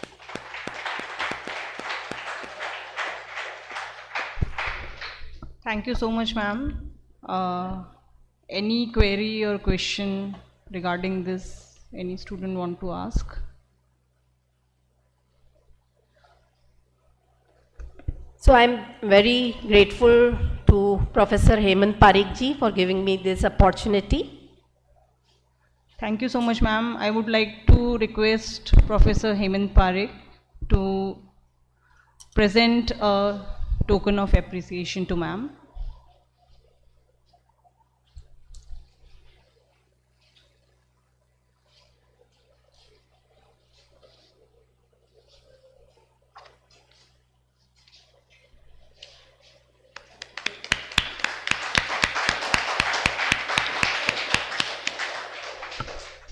Thank you so much, ma'am, for giving us all the information related to ECH Center and all the facilities which students and entrepreneurs can use, and lot of support ECH is providing for all the innovation. Thank you so much.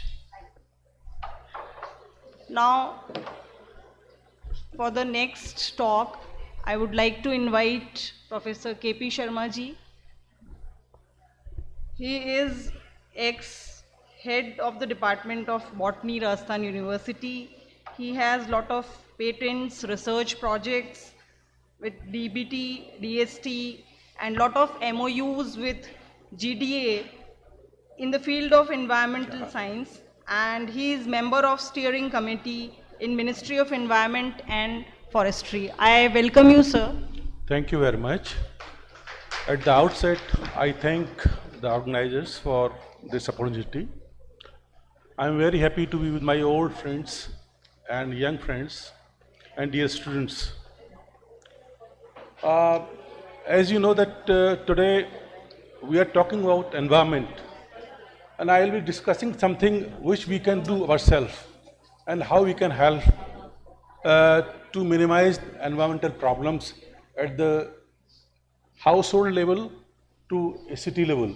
I'll give you some examples, and I hope that you will like all those things and try to practice in your life. So next slide, please. This is the title, low-cost, eco-friendly technologies for mitigating environmental problems at both household and community level, community scale. Next.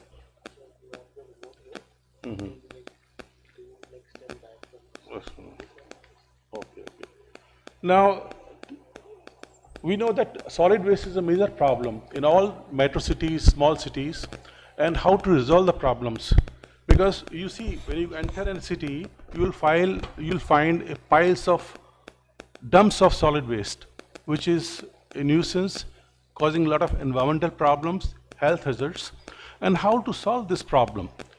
There is one system we noticed. Actually, there was a committee which was nominated by High Court to look after the problems of water bodies of Rajasthan. So we made a survey, and then we noticed that in Jaipur, the solid waste dumping yard is at Langariyavas.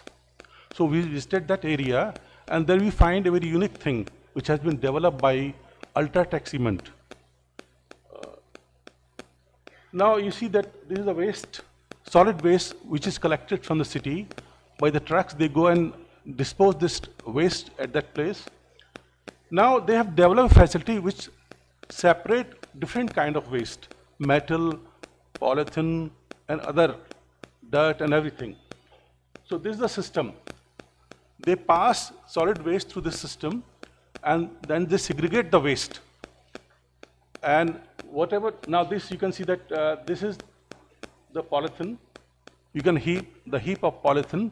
They collect this polythene and transport to Ultratech Cement plant, which is somewhere in between Delhi and Jaipur, and they use to fire their furnaces, and this is how they take care of the polythene which is coming from the city and being utilized for a betterment. It's not polluting everywhere.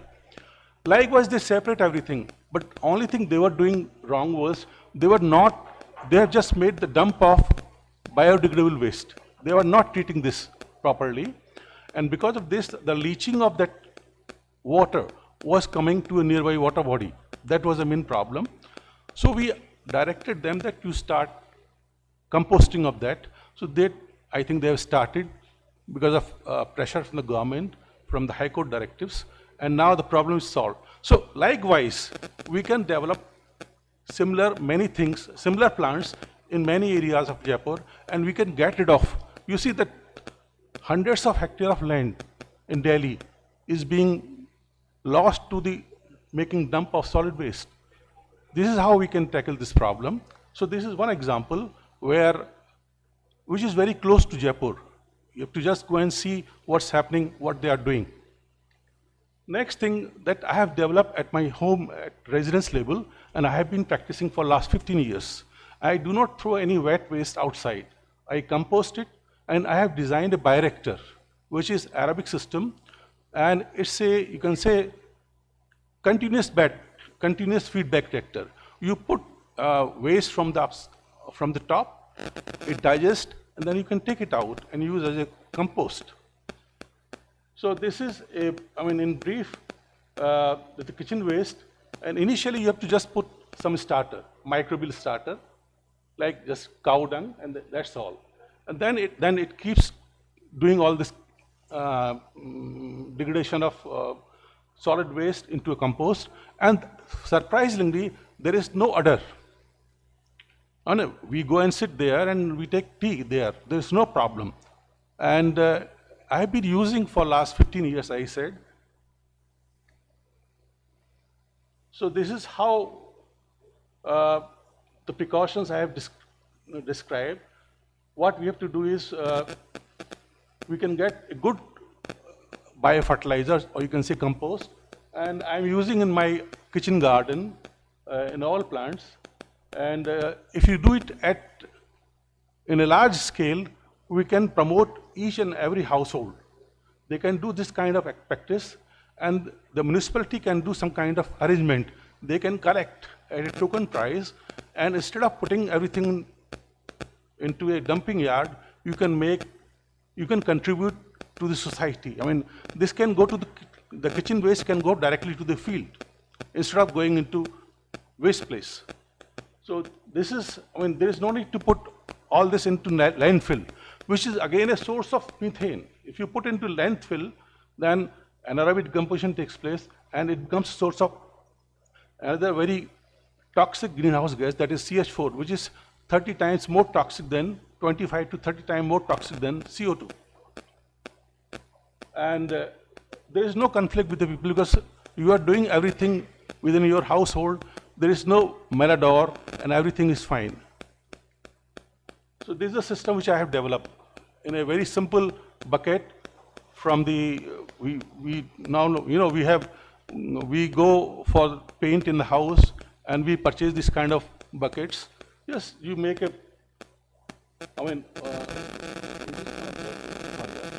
So you just make it. You can make a cut over here, and this is a bucket. There is a partition inside this. Next slide. And this is the waste coming from the kitchen. You just put inside, and you put the waste over the partition, which is having some kind of aeration, automatic aeration. You are not doing anything. It does by itself. And this is the compost which come out from the system, and then you can use in the kitchen garden or in your flowering plots, wherever you grow. So this is how we can make use of simple technology to take care of solid waste problem, especially at household level, and if it is at community level, you can make a similar type of system as demonstrated by Ultratech cement plant. Then actually I had a project with Ministry of Environment and worked with JDA, and it was for restoration of lake, Mansagar Lake. The problem in Mansagar Lake was, first problem was bank stabilization. Because the soil is sandy, so the banks are highly eroded, they erode very fast. So how to stabilize the bank, at the same time, how to conserve the biodiversity of that area. So with that objective, we started working, and thereafter I was involved in bioremediation of lakes also. So what we have done, we got a project from, about 10, 11 years old, for 10 to 11 years, I worked with JDA. Then I'm just showing, I have not shown the first slide, where it was just barren. Then we did, based on my information, my knowledge on wetlands. I have been working in wetlands for almost 40 years. 72 onwards, I was working in wetlands. So on that basis, I selected certain plant species and then grow those species over there. So this is arundo. The plant is arundo, and the plant, it is growing on the slope, and it has bind the soil.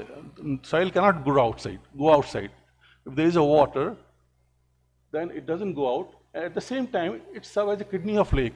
With the polluted water coming across, when it come in touch with the plants, it treats the water because it's a wetland. And unfortunately, this boy is no more. He passed away in accident. He was my student. Then the lake has got islands. The problem of island was continuous erosion of soil. So we developed we use another species, and you can see that we put the plants. They have made a good garland around the island. And now, these plant vegetation, they also support a lot of flora and fauna, especially fauna. It has got a lot of migratory birds. The native residents, birds, they also live in these surroundings. So this is what we have done in Jal Mahal.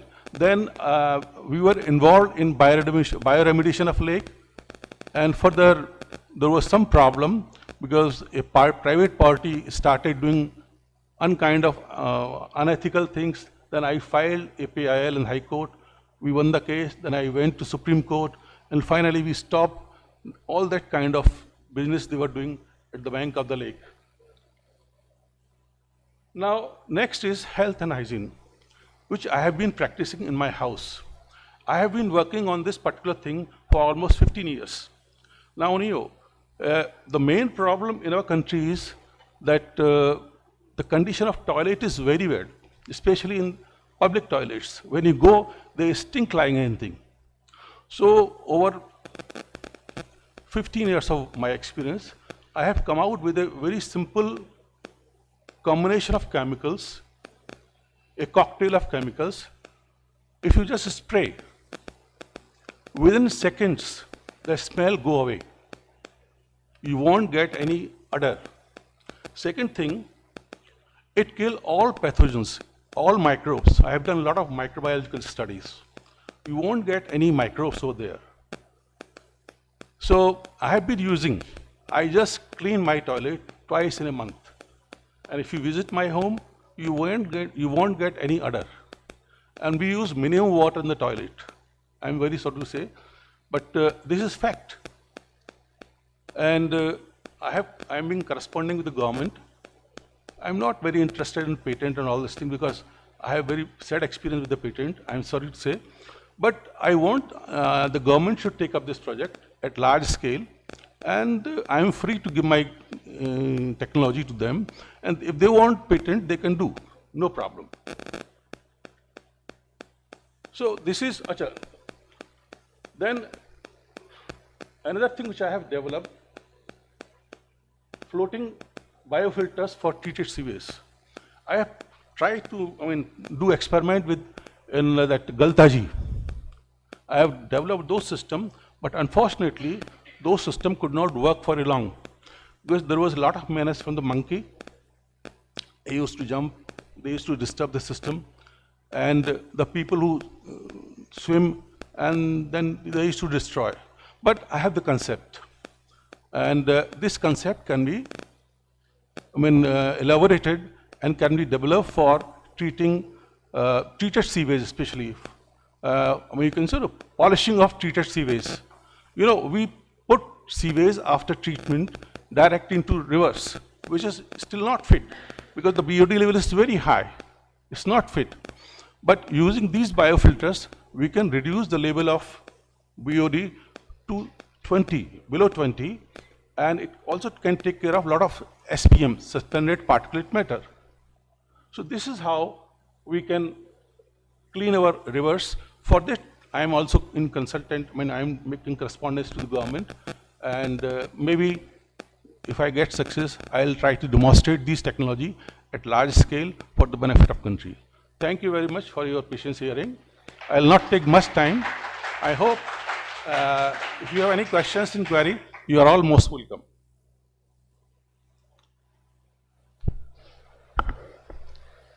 Thank you, sir. The house is open. कोई student अगर कुछ पूछना चाहता हो, any questions?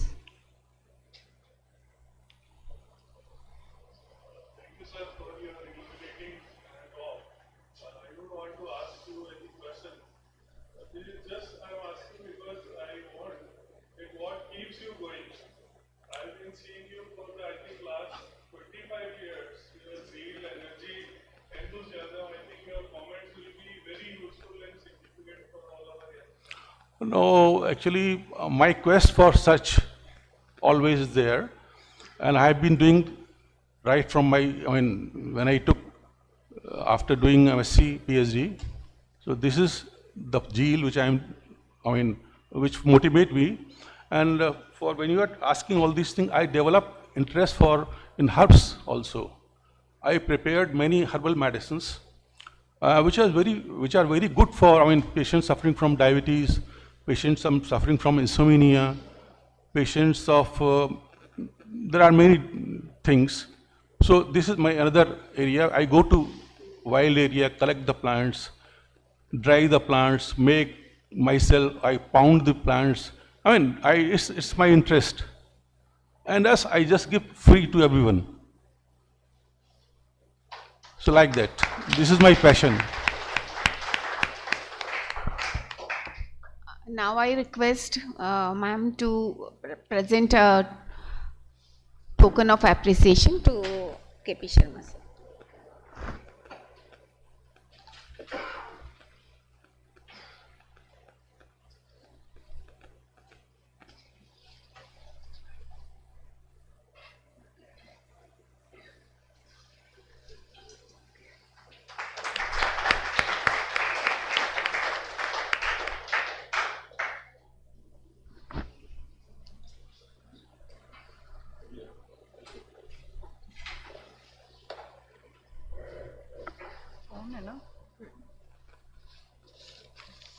Thank you, sir. Now, I would like to invite Dr. Vijendra Pratap Singh Shekhawat. He is Associate Professor of Botany and Head of the Department of Biotechnology at RD and SH National College, WA Science College, University of Mumbai, India. Dr. Shekhawat is also a recognized faculty of the University of Mumbai for postgraduate courses in life sciences, biotechnology, and botany.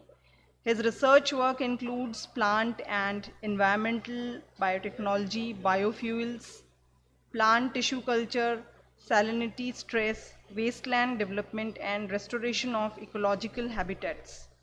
For his doctoral research, he worked in the plant biotechnology laboratory at the University of Rajasthan under the kind guidance of Professor Ashwini Kumar, and at the renowned Institute for Plant Nutrition, Justice Liebig University, Gießen, Germany, under the kind guidance of late Professor K.H. Newman. Dr. Shekhawat has been a key person in coordinating Swachh Sagar, Surakshit Sagar campaign, a flagship initiative of Ministry of Earth Sciences India for awareness and policies on cleaning the Mumbai coastline. He has also played a key role in connecting youth to various beach restoration projects organized during the last few years. He also delivered several invited talks and presented his research work at many national and international conferences on plant biotechnology, biofuels, and environmental sciences. I welcome you, sir, for your talk.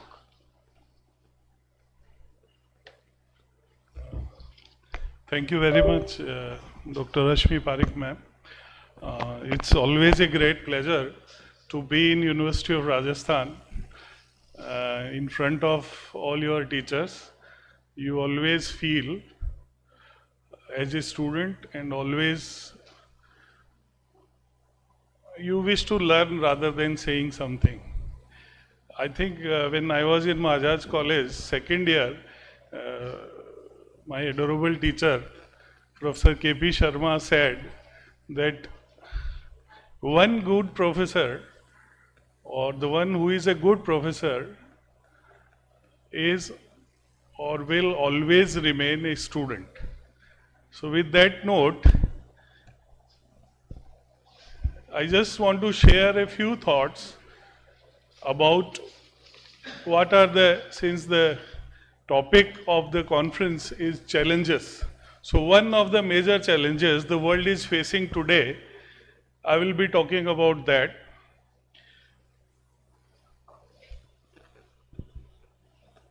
Now if we notice around us, everything is rising.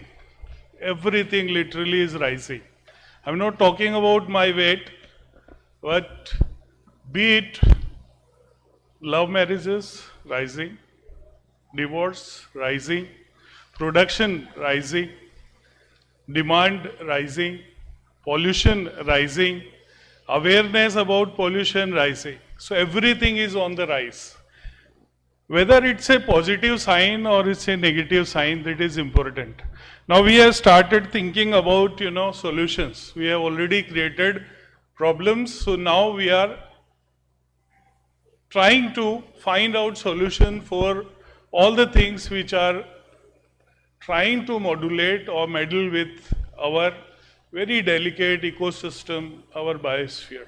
So I'll take you through some journey, and the title of the talk today is Blue Carbon. But since most of the budding scientists are sitting here, I will be little deviating from the title which was submitted earlier, and I have made some changes in the last minute, and I'll try to explain you a few things. Now see, carbon is also on the rise. Carbon is also on the rise. Now, just a moment. I think it's not visible to me anyways. So, see, the Industrial Revolution started from UK in somewhere around 1720. And this last data was recorded in 2024. And there is a huge rise. There is a huge rise in carbon dioxide. You will see this slide. It's almost a data of 800,000 years. It took almost 400,000 years to rise by, let's say, 300 ppm. But from here to here, it has reached only in a very short span of time. If you consider this year, this is not a long time for any sort of climate change. So it took very less time to reach at this concentration. And why it is happening? Now you see, this is a map from NASA regarding how is the carbon monoxide distributed around the world. The India is having more than or very close to 300 ppm carbon monoxide. If you see the global production of CO2 equivalents, India is just behind China, United States, and we are producing around 4.2 billion tons of carbon equivalents every year. Now, what will happen if it goes on like this? If the CO2 keeps rising, we talk about, that there is global warming. Now, when it comes to, how much temperature has actually increased, right? Then it is only 1 degree, right? But the word only should not be used, because each 1 degree will bring a huge change in our living systems, in our ecosystems, how the various biological things they respond to this 1 degree is presented in this slide. By the time it will increase by 5 degree, most our species will extinct. Sea level will also rise, therefore our cities will also extinct. There will be a huge loss or decline in various types of yield, right? Right now we are seeing a rise in this, but soon, once it has increased to a significant level, though it's already significant 1 degree, but if we reach to this much increment, then these many changes will come in, and this will totally spoil our what you call biological and ecological setups. Now, what world is doing basically, whether we are worried about it or not. So the concern is also rising. The worry is also rising, and people who are thinking about climate and people who are actually playing important roles in deciding the policies around the world, that number is also increasing. In 88 or 98, the IPCC was established. This IPCC is basically to give advice to the governments that what a government should do and how are the things related to climate and other factors are prevailing in that particular country. And then in a little later, Kyoto Protocol was adopted, and this Kyoto, not imposed, I would say, it suggested few things related to climate to all the countries, that if you want to remain a part of world trade, or if you want to establish trade linkages with any of the country in the world, then probably you will have to follow certain conditions. I picked only few articles from Kyoto Protocol, that each and every country will have mitigation policies, that how they are going to measure and reduce the things which actually influence the climate change. Climate change is inevitable, basically, it will happen, right? You cannot stop it. But the duration, the onset of climate change, it is shortened. It is little early than the expected. Then there are certain legal provisions which bind that 6 GHG, the GHG is greenhouse gases. I hope all of you know because you are science students. So any emission of this, how will be the maximum target? Below that, each and every country has to keep. Then all the countries will have to develop certain new market-based mechanisms. These mechanisms are famously regarded as CDMs. CDM is Clean Development Mechanisms. Then each country will have to report about what they are doing towards climate, how they are following the Kyoto Protocol, what is the status of compliance and all that. And there will be, see, the thing is, when it comes to criticism, we are, very lenient and liberal and generous regarding criticizing, be it government, be it people, be it countries like China, be it countries like India. We take liberty to criticize them, indiscriminatively. We say whatever we want. But the thing is, when it comes to pollution, everybody would say China is the major polluting country and they are producing these many what you call carbon equivalent and all that. But China is not producing the material for themselves, right? Now what they have become manufacturing hub of entire world. People are coming to China, establishing their manufacturing hubs. They are producing for the entire world. And in return, if the China is responsible, the other countries which are establishing their manufacturing hubs in countries like India or China, these countries are also equally responsible. So the financing for developing countries should be there. The countries which are trade leaders, they should take care of developing countries as well.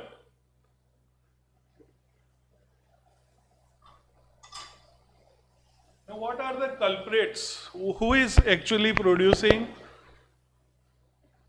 What are the things which are actually responsible for rise in carbon? You generate a lot of power, except nuclear energy. Each and other, any other type of, energy harnessing mechanism or energy producing mechanism will cause some sort of environment pollution, or to the extent this is the major contributing factor. Then manufacturing goods is another, because of the burgeoning population around the world. The population is demanding, and to keep pace with this demand, the countries have to extend their or push their limits of production, and then they take measures. They follow the methods where the measures towards climate change are on the back seat. Then transportation is another factor. Producing food. Now you would say that how producing food can be a reason for environmental pollution, but it's one of the major what you call contribution to the climate change, because SOC, that is soil organic carbon, right? This is a fixed form of carbon found in soil. It's released. Now earlier, if nowadays IKS, Indian Knowledge System, is getting popular, and the government is pushing that subject also. Now in earlier practices, there was a practice where we used to keep some part of our land as fallow. We would not grow anything on that, we will keep it, and then we will use that land in rotation. But now in pressure of production, there is no such practices which are visible, and the continuous and over exploitation of the same agricultural land without resting it is causing release of that fixed soil organic carbon. And then powering building and consuming too much, right? We are nowadays not wise regarding consumption, okay?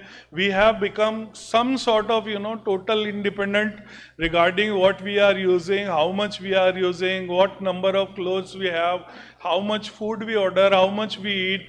We actually are not bothered about. So these things basically, we don't live in some sort of, isolated ecosystem.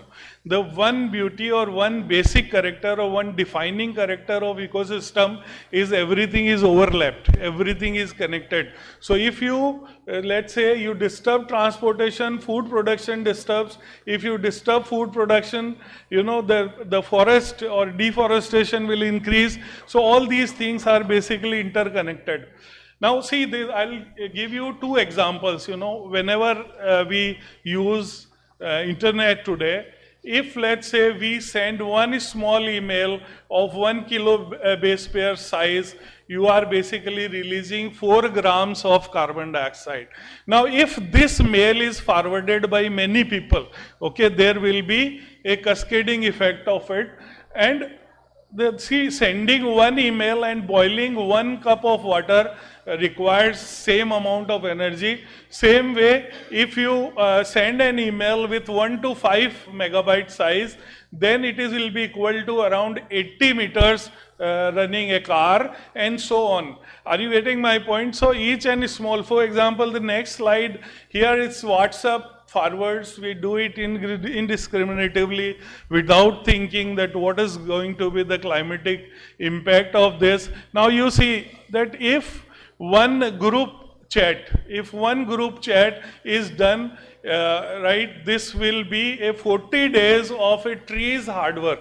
It will be equal to 40 days of trees hard work regarding carbon harvesting from the environment. Now this is wonderful data, okay, from United States Department of Energy. The number of cars is increasing. The number of cars is continuously increasing. Today we are producing around 75 million cars every year.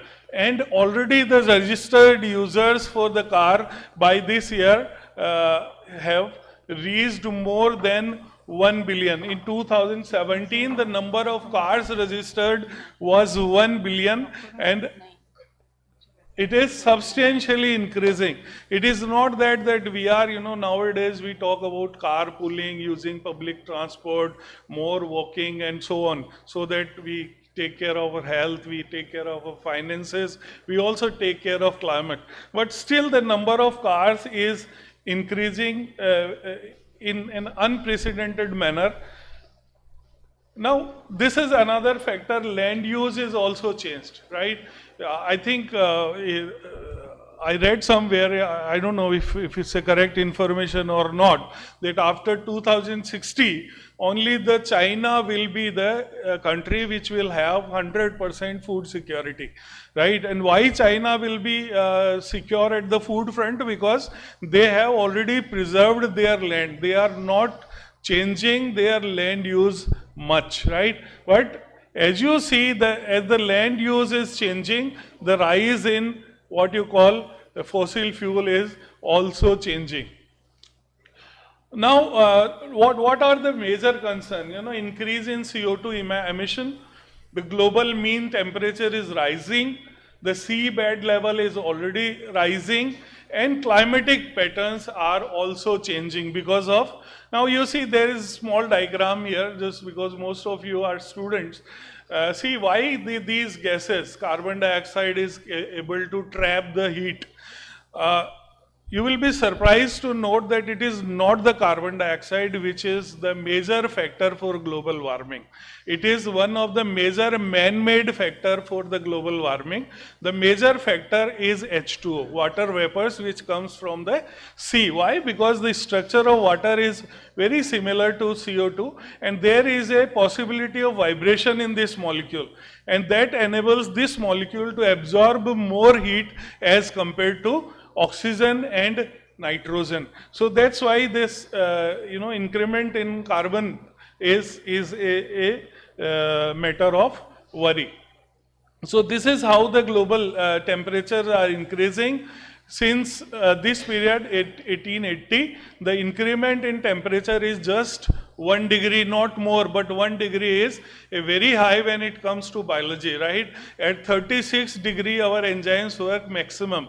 At 37, they start, declining. At 40, they becomes very less. At 42, they starts denaturing. They lose their functioning. Same way at 99, water is not boiling, but at 100, water is boiling. So this 1 degree rise is actually a huge rise in terms of, this is global carbon cycle, right?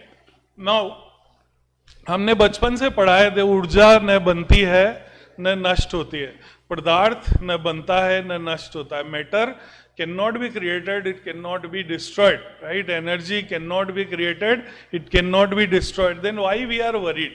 Why we are worried? Because the world carbon content is going to remain constant. Why we are worried about it? So let me explain you that part.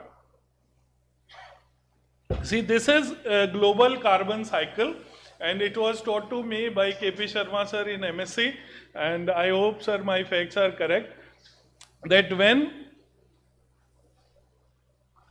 there is an imbalance, that how much carbon is absorbed and how much carbon is released, okay, then there is a problem. If there is a strict balance maintained, then there will be no problem. Now, one thing I want to ask, or I just want to share, if the carbon is bad, if the carbon dioxide is bad, we can survive, okay, without many gases, but we cannot survive without carbon dioxide. We cannot survive without carbon dioxide. Yesterday also, there was a session by Dr. Pandit, sorry, and he mentioned in his speech that if there is no carbon dioxide, Himyug will come back. Okay, again we will be going to ice age. Therefore, carbon dioxide is very important, right? Now, what is the solution? The solution lies in world's most powerful reaction.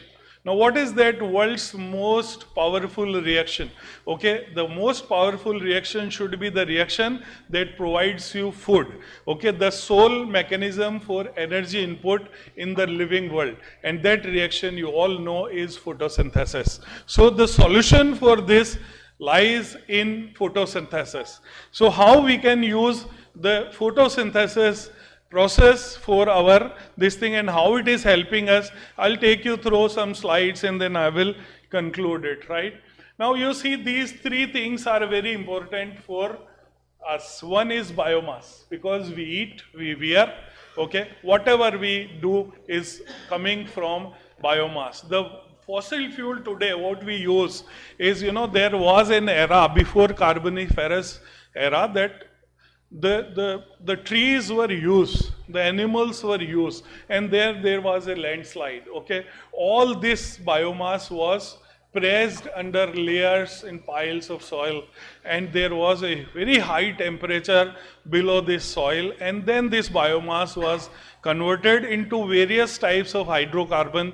These hydrocarbons today you mine as fossil fuel, you name them as diesel, petrol and all that, right? So ultimately it has come from photosynthesis, it has come from the biomass, right? Now carbon per se is not bad, okay? Carbon is found in two forms, right? One form is gaseous form, that is carbon dioxide, and another form is fixed form, that is any mineral, any fixed form, sugar for example, mass, or inorganic like bicarbonates, calcium carbonates. These are not bad per se, they don't disturb any of the environmental process, rather they are good because they help environments, ecosystems to sustain life.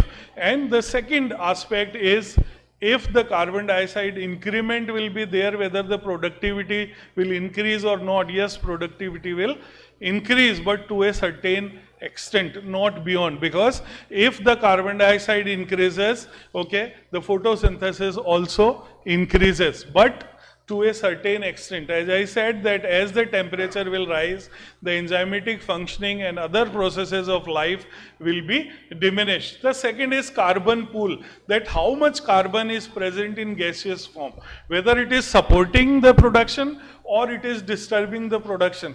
And second, how much carbon is there in the fixed form, in the form of dead wood or dead trees or substrata or any other form. And then the carbon stock, the amount of carbon that is present in a given moment of time is called as carbon stock. This is going to remain constant. This is going to remain constant. It will never change. It will never change. Now what will change? The change will be that this fixed carbon in form of fossil fuel or maybe soil organic carbon or any other fix of carbon, it is brought on the surface by human activities, burning fuel or many other things, right? And then it causes problems because the gaseous form of carbon dioxide increases, and that gaseous form, okay, traps energy and what you call results into rise in temperature.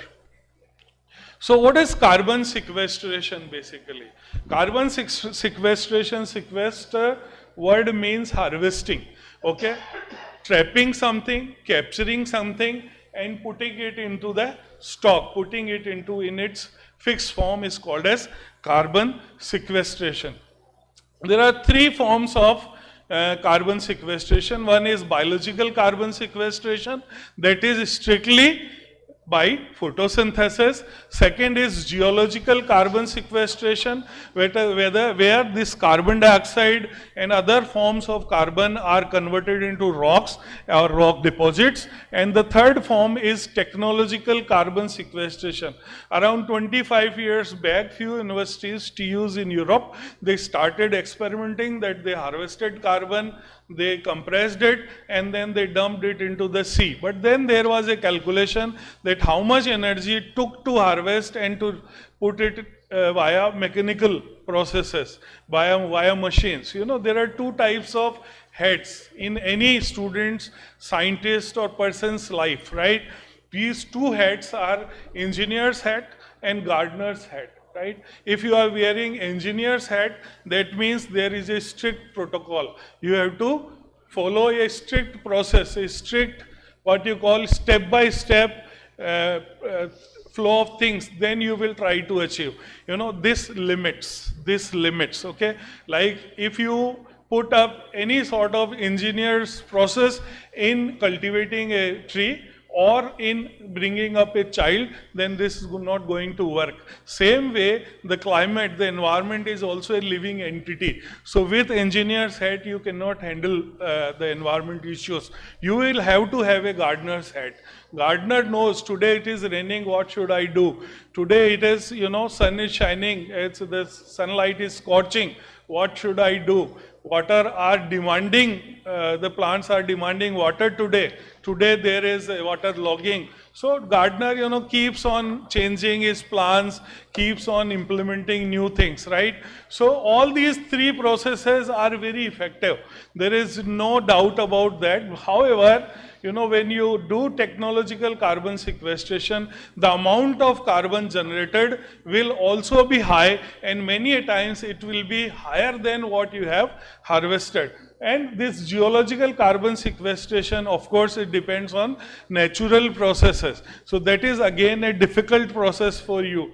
Now, technological carbon sequestration, in previous slide by Professor Sumita Kachawa, there was a mention of graphene, right? Graphene, we all know that we make our mobile screens with graphene. Few scientists, they have tried to like convert atmospheric carbon dioxide into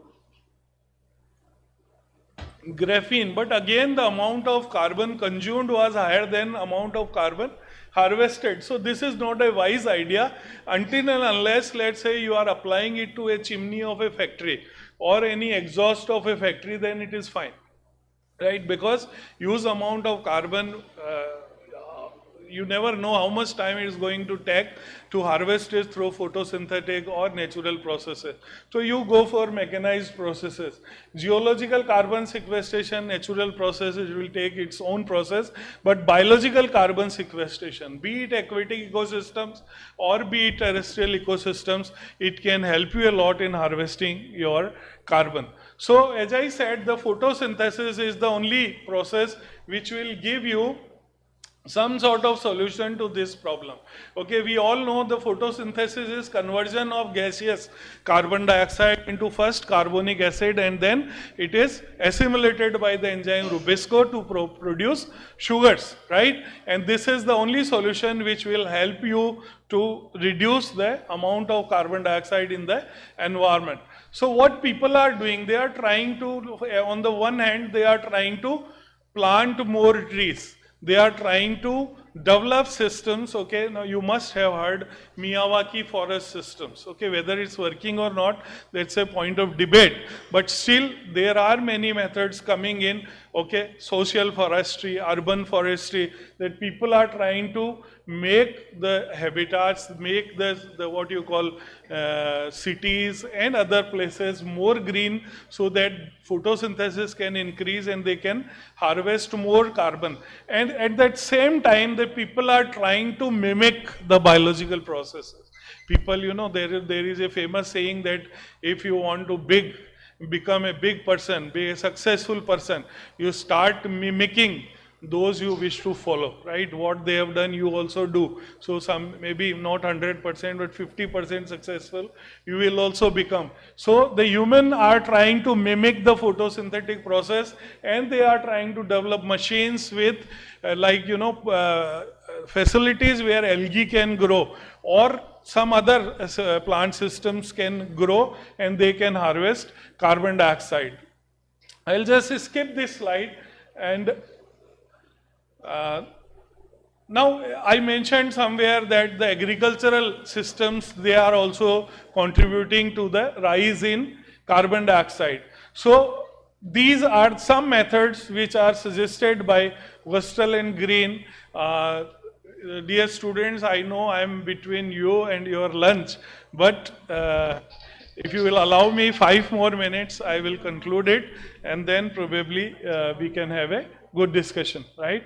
So ecological integration, modular connectivity, you know, if you connect farmers, marketers and suppliers, If you go Netherlands, right, you will see shiploads of tomatoes. They are discarded into the sea. Why? Because the distribution system, they can't send it to Africa, and they are producing huge amount of what you call agricultural produce. So they are not able to utilize their produce wisely. So they have to throw it. But if these things are linked, right, then probably the wastage will reduce, and this will ensure the better distribution. Similarly, you should be more open towards what you call the new things. Now this is one of the tree from Rajasthan. This is called as Salvadora persica. Okay, during Ramzan month, miswak, I think it's called as miswak. So that is used by people for religious reasons. It contains a fruit. This is very rich in vitamin C and antioxidants, and it's also used as staple food. And this is basically not a terrestrial species.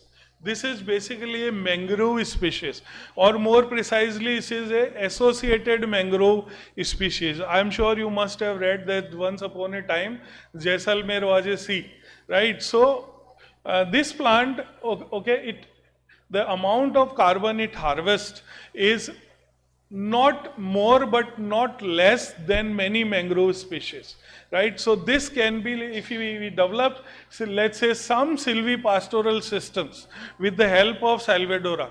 Calotropis procera, you all must be knowing, it is offered in the prayer to Lord Shiva, okay, aakde ka phool jise aap bolte, right? And Caparis, care, right? So all these things, right, if you are able to develop some sort of silvipastoral systems, right, desert's productivity is minimum. Why it is minimum? Because we try to grow, I'm talking about artificial system, we try to grow the species which will not normally go into the desert. But if we use these silvipastoral system, in Gujarat, few people have tried it, and they have been able to establish good carbon sinks, okay, good carbon harvesting systems exploiting this species. So there are two types of sources in sinks. The sources of carbon, as I told you earlier, anything that contributes or produces carbon dioxide is source, and sinks are oceans, soils and forests. They will, what you call, harvest, or they will store the, this slide I will skip. Now what ocean is doing, right, in sir's slide, Pandit sir presented ocean acidification, right, that the pH of ocean is coming towards acidic. It is getting reduced day by day. Now again you will say from 8.2 to 8.1 it is not that much what you call reduction. Okay, the sea water is alkaline, right, and most of the organisms or most of the living systems, they work on pH which are close to neutral, right, like our blood. Every biological system, okay, they work very close to neutral pH. Now you see this shell is very transparent, looks healthy, but this shell where the pH was now this is almost 30% reduction in the soil reaction, right? Now this reduction has caused deformation, production of ridges and many things on this wonderful mollusk. Now ocean fertilization, most carbon, almost 45 gigaton organic carbon is harvested by ocean, right? However, the only limiting factor here that the amount of iron is low. Now if you try to increase the iron, again it will affect the overall living systems in the ocean. But again it promises in the form of aquatic plants like algae, diatoms and many other things. They offers a very good solution for harvesting carbons. The mangrove, in my laboratory we are working on blue carbon harvesting and trying to assess whether mangrove is able to keep pace in harvesting carbon from the atmosphere, especially in in the areas which are one more surprising things comes to whenever you read about research going in this state of Rajasthan, Azolla. Azolla is a aquatic plant. It's a pteridophyte. Okay, we are a desert state, but the production of Azolla as a fodder is maximum in Rajasthan, as per what I have read recently. So Rajasthan can come out with many solutions. These mangroves are equally good in what you call tolerating desiccation stress. They can grow. For example, you have a very big Dravyamati Nadi here. In Jal Mahal also, I think the mangrove species which are not obligate, okay, can be planted. Their plantation can be carried out. They are very easy to grow.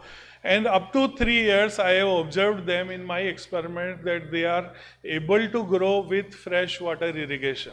So even if we are able to sustain them in some of our environments, probably we can offer a very good what you call mean to harvest carbon, because the terrestrial harvesting of carbon is very low as compared to ocean. So this can be the project can be taken up by botany department here or biotechnology department here, and on the trial basis some areas in these aquatic systems, okay, can be tested with, if we are able to plant mangroves or mangrove associated species. This is blue carbon harvesting. This is done by mangrove forests, salt marshes, seagrass meadows, and this is again the repeated, sorry. And these are mangroves from Mumbai. I just want to show you a few things. I'll just skip them. This I will skip. I will also skip. Now you see this slide I want to show that the terrestrial carbon, the carbon that is fixed by the terrestrial ecosystem, okay, will remain fixed to 200 to 300 years only. But if the same carbon is fixed by any ocean system, right, by mangroves or something, then it will remain fixed for at least 1000 years. So it offers a very good efficient mean for carbon harvesting. Now Mumbai green cover or Mumbai mangrove is also declining very fast. Many projects like coastal road, electricity generation and distribution plants, and many other things are coming up. Therefore, substantially it is decreasing. In last 10 years only, there is almost 2% decrement in the total area covered by mangrove in the city of Mumbai. Now these are some what you call pics taken by satellite. Okay, and you can see there is a clear change in the mangrove distribution. Their habitats are defragmented, right? Now one thing which I want to share here with the young students, this is the major reason, if this remains intact, this mangrove will survive. But if you create any sort of passages, any sort of defragmentation where these habitats are isolated from each other, whether it is road construction or any other meaning or canal, this defragmentation will result into total spoilage of their phytosociological associations, and there will be chances that soon they disappear from that part, right? So year wise you can see there is a huge change, and there is a visible what you call defragmentation of all these fragmentation of all these mangrove habitats. Here also you can see that the mangrove lands are converted into salt pans. They are polluted. The sewage water is untreated, and it is directly discharged into the mangrove ecosystems. And this is our recent study that yesterday there was a mention. Okay, please ignore this table number because I inserted this slide in the morning only. That in our research, what are microplastics? Microplastics are any plastics which are below 5 mm size. They may go up to 0.1 nanometer size, right? They can easily pass through our body pores or any other what you call barricades which are there in our body. So their amount is also increasing.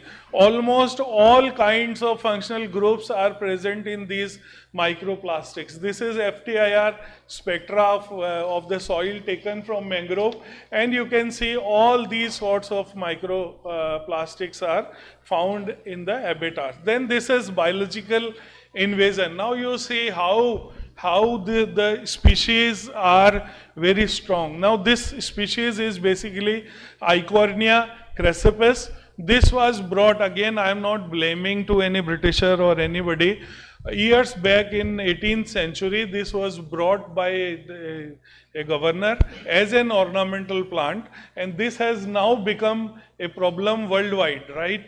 Now, what I want to show with this slide, we keep on saying that mangroves are robust ecosystems, they are vibrant ecosystems, they are resilient ecosystem, they will not allow any other plant species to come in and encroach their land. But here you can see it's a visible evidence that Eichhornia, some plants of Ricinus cuminous, जिसको आप अरंडी का तेल बोलते हैं यहाँ पर, so all these plants are comfortably growing, not only growing but I think flourishing with the mangroves, occupying their land, and probably soon they will start challenging the mangrove habitats and they will reduce their area of growing. So this also, yes sir. What is the salinity of that area where Eichhornia is growing? Sir, in mangrove, there is a term, this is called as zonation, right? Now if you will see mangrove, the Avicennia will always found at the land side, towards the city or towards the land, and the Suneraceae alba, it is found near the coast, I mean near the water, okay, seaside. So here the salinity level is 50%, 50%. Here the salinity is below 10%. Why? Because there is use what you call disposal of construction debris. There is continuous discharge of urban sewage water. So all this, has resulted that sea water is actually, except for high tides, is not reaching here. So this right now they are growing in this area, but soon, because Eichhornia is an invasive plant, soon it will. In Jaipur also it's a big problem, Eichhornia. So soon it will adapt towards that salinity. Already it can tolerate moderate to medium high salinity. I'm sorry to say that Eichhornia cannot tolerate that salinity. Because the way it is being controlled in Brazil, it is flushed out from the river system. Because it's a native of Brazil. Yes. From there, from rivers, it's flushed out to sea and then died. So this is the case. We don't have monograph on water. Now, sir, there are two things in this. I absolutely agree what you are saying is published research, but there are some published research also that when the Eichhornia is free floating, and when it is in the sea, right, directly in the sea, it cannot tolerate any salinity that is beyond 6% to be precise, right? The maximum level it can tolerate is 5%. But whenever it has support of any substratum, then this may increase. Are you getting my point? Because there are two types of propagation possible. One is by ramets, another is by seeds, right? So the seed propagation, maybe the size of the plant will be restricted, it will be reduced. But it is not that it cannot grow at salinity level that is up to 8%. So when it has any physical support, like in form of soil, mud, then probably it can grow. Why? Because again, invasive plants like Parthenium, this Eichhornia, then Prosophis juliflora, they are gifted with so many things. I think it still remains unexplored. So they can, adjust very well themselves to any sort of this thing, right? But yes, you are right, when it is free floating, when it is without any substratum, then it cannot tolerate or rather withstand any salinity. Yes. Why? Because, yes. But with the substrate, it can tolerate, right? So I'll just skip this slide because everything I have covered already. One moment. So I'll just skip these slides and I'll just come to these 4 slides quickly, then I'll sum up. Now what is carbon footprint? Yesterday one girl was saying that what we can do, okay? So this is something all of us we can do. We can reduce our footprints. What footprints? Carbon footprints. See how much you generate, okay, try to fix that much carbon. That is, you know, balancing your carbon footprint. कि आज मैंने इतना CO2 release किया तो आज मैं इतना CO2 कम कर दूंगा या minimize कर दूंगा. Saving is also earning in this case. Okay, now these are 3 terms which all of you should know. It will be a big business down the line. I don't want to name of some industrialists, but nowadays there is a debate going on that why some companies are acquiring land and establishing forests, right? So there are some things, these are carbon currencies, okay, AAU, ERU, CERs and RMUs, right? These are carbon currencies that can be exchanged country to country, industry to industry, same way as money can be exchanged. So it's going to be very big business in near future. So you can reduce your carbon footprints. 0 carbon footprints you should follow. That what you eat. One more thing I want to say, that there is nowadays debate going on that everybody should be vegan, everybody should be vegetarian. Why? Because it takes almost 300 kilo of biomass to produce, I mean plant biomass to produce 1 kilo of animal biomass. So if you will produce this much high or consume this much high vegetable biomass to produce 1 kilo of meat or animal biomass, then there will be huge consumption or huge release of what you call carbon footprints or carbon in the atmosphere. So they are saying you to become vegetarian or at least reduce your animal intake. These are other methods which you can follow to reduce your carbon footprints. Okay, all these things, like, you know, what transportation method you use, whether you use public transport or not, whether you prefer traveling by train or flight, whether you avoid the peak hours for traveling or not. Okay, all these things, you know, can reduce or add to your carbon emission, daily carbon emission. Now, what is conclusion? The conclusion is that if we don't cut our carbon emission, okay, if we don't cut our carbon emission, the only way to survive is to get ourselves evolved into trees or plants. Otherwise, we cannot survive. Better now than never. This is the, I'm not presenting any scientific conclusion here. The direct conclusion is that we all are well-versed. We live in a world which is full of information and knowledge. How you what you call harness that knowledge, how you implement that knowledge in your daily life and reducing what you call carbon content in the atmosphere, that will be wonderful. So protect, conserve and nurture for a sustainable future. Thank you very much. And with the permission of chair, I just want to take 2 minutes more. Okay, I'll just cite one poem. Okay, because many of you, 3 sessions back to back are a little heavy. So one small poem I'll cite for you. This is called as Kranti Geet, and it is used for many purposes, written by Dushan. पीर पर्वत सी हुई अब तो पिघलनी चाहिए, पीर पर्वत सी हुई अब तो पिघलनी चाहिए, इस हिमालय से कोई गंगा निकलनी चाहिए, इस हिमालय से कोई गंगा निकलनी चाहिए, पीर पर्वत सी हुई अब तो पिघल चाहिए, और ये दीवार पर्दों की तरह हिलने लगी, और ये दीवार पर्दों की तरह हिलने लगी, शर्त लेकिन थी कि ये बुनियाद हिलनी चाहिए, शर्त लेकिन थी कि ये बुनियाद हिलनी चाहिए।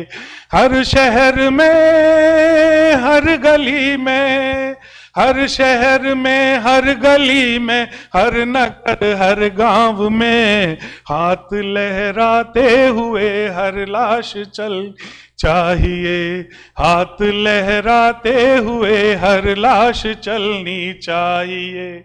मेरे सीने में नहीं तो तेरे सीने में सही, मेरे सीने में नहीं तो तेरे सीने में सही, हो कहीं भी आग लेकिन आग जलनी चाहिए, आहो कहीं भी आग लेकिन आग जलनी चाहिए।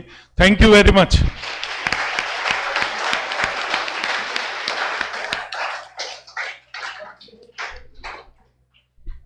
Thank you, sir, for your insightful talk about carbon rise and blue carbon footprints. Any questions, please, from the audience, if you want to ask? I'll just add one thing. Yes. In 1977, there was a lecture by Professor Ashok. You all know. And at that time, he was wise enough. He was talking about carbon locking. And we should take that next. We are going to face this problem.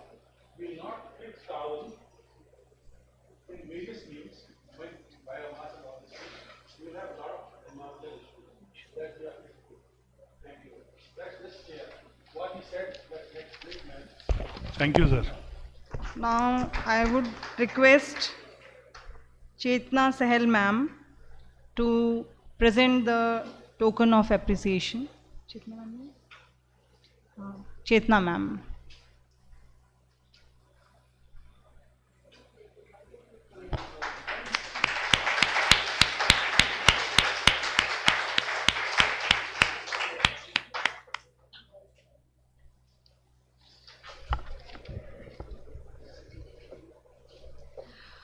Now I would like to call our last speaker, Dr. Mala Agrawal, for her presentation. Dr. Mala Agrawal is presently working as professor in botany in BBD Government College, Chimanpura, Shahpura, Jaipur. She is in the editorial board, reviewer of reputed journals, and has also written 9 books. 49 books and 40 research papers in journals of repute, and has also presented research work in more than 50 conferences, which includes 4th International Conference on Sustainable Development, Rome, Italy in 2016, and 4th ICTAM at Kiel, Germany in 2017. She has also delivered lectures as resource person, invited speaker in international and national conferences. 5 students have been awarded PhD under her supervision. Good afternoon to all. My topic is plant-based food and nutritional security.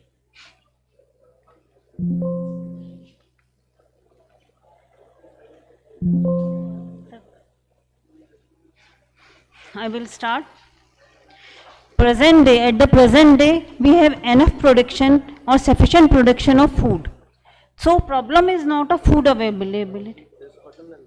Okay.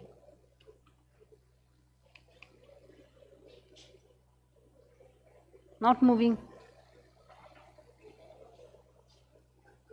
Yes. So problem is not a food availability, but the problem is inadequate consumption, undernourishment, access to healthy food, micronutrient deficiency and inappropriate distribution. ऐसा क्यों हुआ? विकास की दौड़ में या हम कहीं modern बनने की होड़ में हमने कहीं थोड़ा सा पीछे छोड़ दिया अपने ट्रेडिशनल फूड्स को, वो फूड जो कि हमारे पूर्वजों ने अपनाए और अपने दैनिक जीवन का हिस्सा बनाए। ऐसे ही ट्रेडिशनल फूड्स जो हैं ये सब अफोर्डेबल हैं, टेस्टी हैं और न्यूट्रिशियस भी हैं।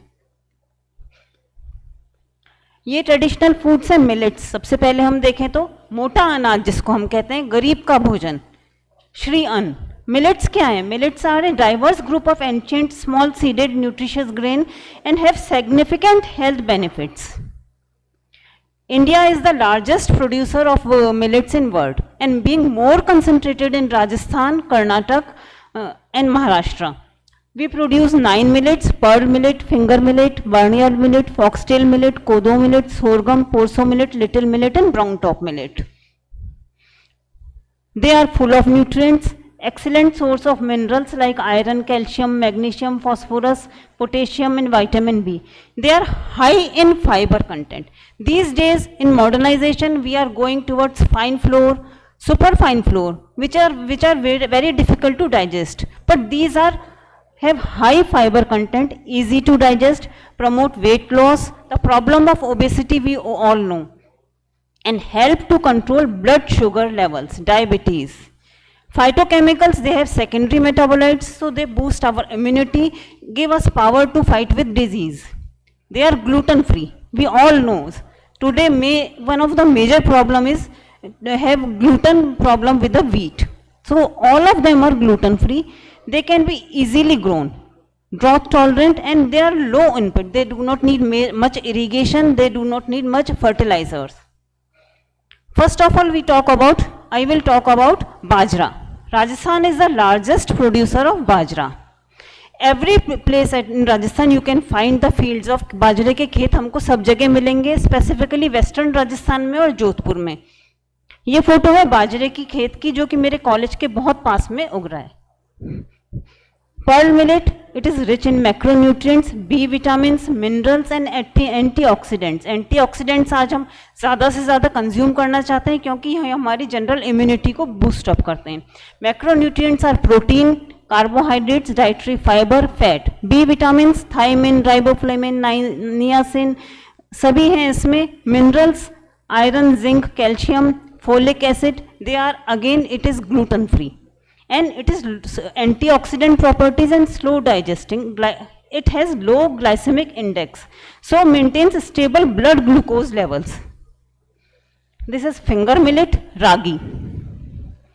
इसे कहा जाता है गरीब का भोजन क्योंकि बहुत आसानी से मिल जाता है, बहुत एडवर्स एनवायरमेंटल कंडीशन में भी इसको ग्रो किया जा सकता है। Again it is used for making roti, dalia, dumplings. ये भी ग्लूटेन फ्री है, rich source of nutrients like calcium, iron, fibre, amino acids and it is beneficial for bone health and prevents anaemia. Again gluten free. और इसकी एक खास विशेषता है कि इसको it can be stored for long time. इसको बहुत समय तक स्टोर किया जा सकता है क्योंकि it is resistant to pest और have good storage properties. This is barnyard millet. इसका कॉमन नाम है सावा। हम सब जानते हैं व्रत में सावा खाया जाता है, सावा का चावल, यही सावा है barnyard millet. Again it is very nutritious, nutrient dense grain, help in weight management, digestive health. It is now grown in India, China and Japan as a valuable source of protein. It provides food security because it is a very short duration crop. We can grow 2 or 3 crops in a year. It is rich in minerals, iron, fights anemia, calcium, phosphorus. It has high fiber content, aids in digestion. It has low in calories and glycemic index, and it is again gluten free. Foxtail millet, common name kakun. It is again nutritious, good source of vitamin B, minerals and antioxidants. It has much of carbohydrates, protein, fiber, fat. Good source of B vitamins, vitamin E and minerals, calcium, iron, magnesium, phosphorus, potassium, sodium, magnesium. It is rich in antioxidants and have low glycemic index and also gluten free. Next is kodo millet. It is small seeded grain, nutrients have full of nutrients, fiber content, antioxidant properties, gluten free, low glycemic index and have good storage capacities. Sorghum, ज्वार। ज्वार की रोटी मतलब गरीब की रोटी जो उनको सारे nutrition प्रदान करती है। Nutrient rich grain, high carbohydrate, protein, fibre, vitamins, minerals, मतलब इसमें सब कुछ है जो कि एक बैलेंस डाइट के लिए चाहिए। Macronutrients like protein, fiber, fat, carbohydrate, vitamins B, vitamin E, minerals, iron, magnesium, phosphorus, potassium, bioactive compounds which boost our immunity and make us disease free. Gluten free. Now Kashmi, Chena, 400 minute. It is again highly nutritious, rich in protein, fiber, vitamins, minerals, offer good heart health, blood sugar regulation. High in protein, carbohydrates, fibers, vitamins, minerals. It can be cooked similar to rice, can be used in salads, in forage, and in versatile foods. Next is little millet, kutki. Kutki is rich in dietary fiber, protein, iron, minerals. High in fiber, rich in iron, source of complex carbohydrate, balanced amino acid profile, and gluten free. I am trying to conclude in short because lunch time is very near. Again, hari kangi, brown top millet. It is again nutrient rich, gluten free, good digestive power, blood sugar management, and also maintains heart health. Now one more, buckwheat, कुट्टू का आटा, जो कि हम सब जानते हैं व्रत में खाया जाता है. Its part used are leaves and seeds. It has high nutrient contents, protein, fats, fiber. It can be used in many ways. Besides this, it has medicinal properties also. These are the plants which are called nutraceuticals because they have high nutritional content and also medicinal properties also. Next is horse gram, kulthi, belongs to family Fabaceae. It is a pulse. Part used is seed, cooked, boiled, fried.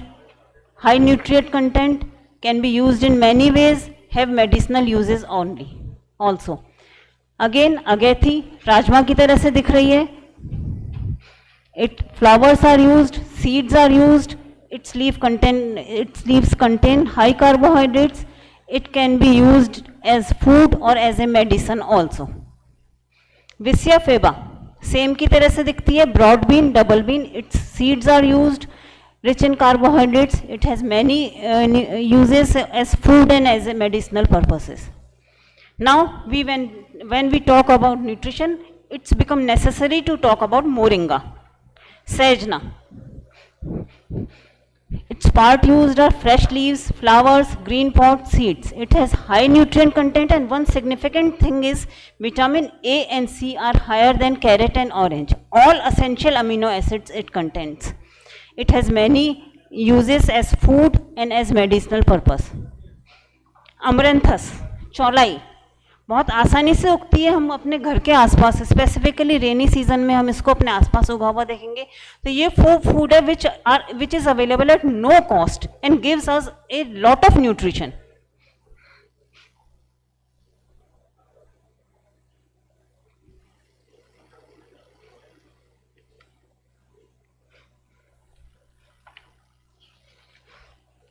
चौलाई को हम highly nutritious है, medicinal importance भी है इसकी.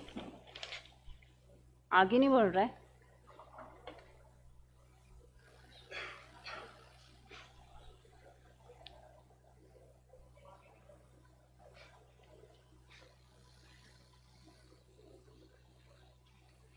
Okay, I will continue.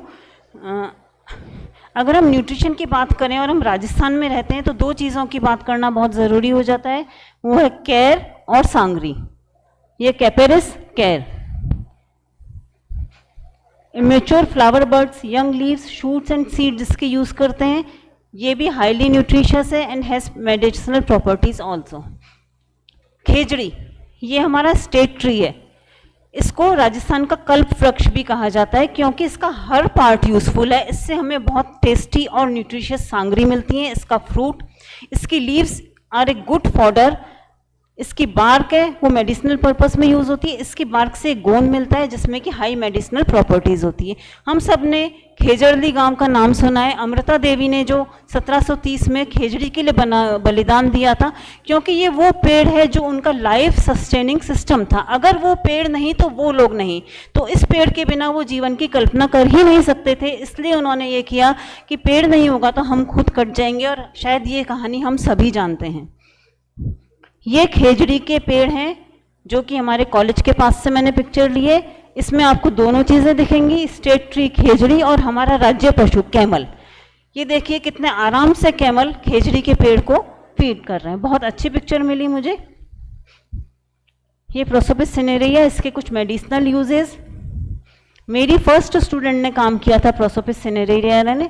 इसने she found many good amount of primary metabolites from plant parts, pods, leaves and stem. Flavonoid contents which are mainly responsible for antioxidants activities and antioxidant activity. Besides it, she also discovered good antimicrobial activity from Prosopis cinerea. In modern world, हम modern हो गए, हम गरीब का अनाज नहीं खाएंगे, हम मॉडर्न अनाज, हम मोटा अनाज नहीं खा सकते क्योंकि हम शहरी हैं। और ये टेंडेंसी आज शहर में नहीं गांव में भी आ गई है कि हमें मॉडर्न बनना है। मॉडर्न हमें बनना है, हमें गेहूं और चावल के अगेंस्ट नहीं है, लेकिन हमें दैनिक जीवन में इस मोटे अनाज को भी अपनाना होगा जिससे कि हमको कार्बोहाइड्रेट के साथ साथ प्रॉपर न्यूट्रिशन भी मिल सके। ये वो अनाज था जिसे हमारे पूर्वजों ने समझा, अनुभव किया और अपनाया। उनके पास उस समय बहुत बड़ी बड़ी रिसर्च लेबोरेटरीज नहीं थी कि जिसमें वो रिसर्च करके इसका न्यूट्रिएंट कंटेंट निकालते, इसके विटामिन्स खोजते। उनके पास सिर्फ जीवन का अनुभव था। उसी अनुभव के आधार पे उन्होंने दैनिक जीवन में इसको अपनाया। हम अब क्या कर सकते हैं? हम ज़्यादा से ज़्यादा रिसर्च करें इनके ऊपर, इनको साइंटिफिकली प्रूव करें। और मैं विश्वास दिलाती हूँ, आप बहुत यंग स्टूडेंट्स हैं, आप रिसर्च करते करते थक जाएंगे पर इनकी सारी क्वालिटीज़ फिर भी नहीं ढूंढ पाएंगे। और भी बहुत सारे तरीके हैं। नाउ लंच टाइम आ रहा है, so thank you for remaining interested and engaged, and last but not least, thank you for being awake during the whole.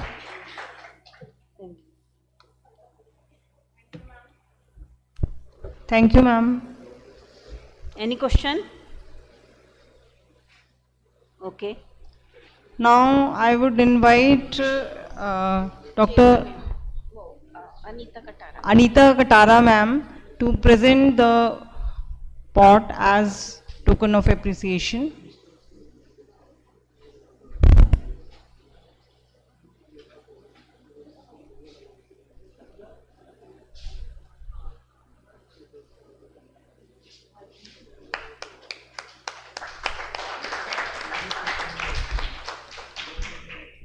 Now there is some change in the program. We are starting our valedictory shortly.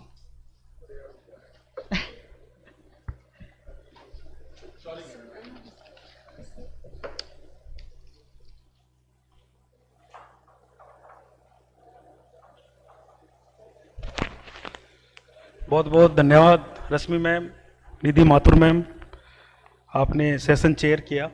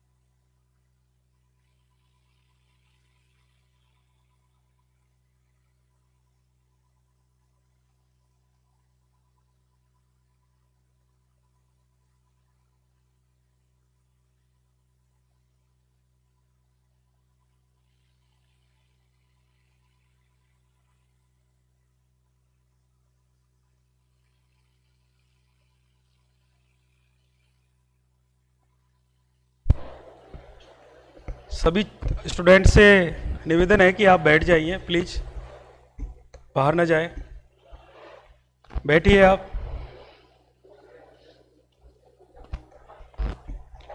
Valedictory function का हम अब आयोजन कर रहे हैं। APJ Abdul Kalam government girls college Gangapol और आईएसएलएस के संयुक्त तत्वाधान में हमने 2 दिवसीय कॉन्फ्रेंस का आयोजन किया, जिसका बहुत ही ज्वलंत और प्रासंगिक जो मुद्दे विषय पर environmental pollution challenge and solution हम सभी ने विचार विमर्श किया।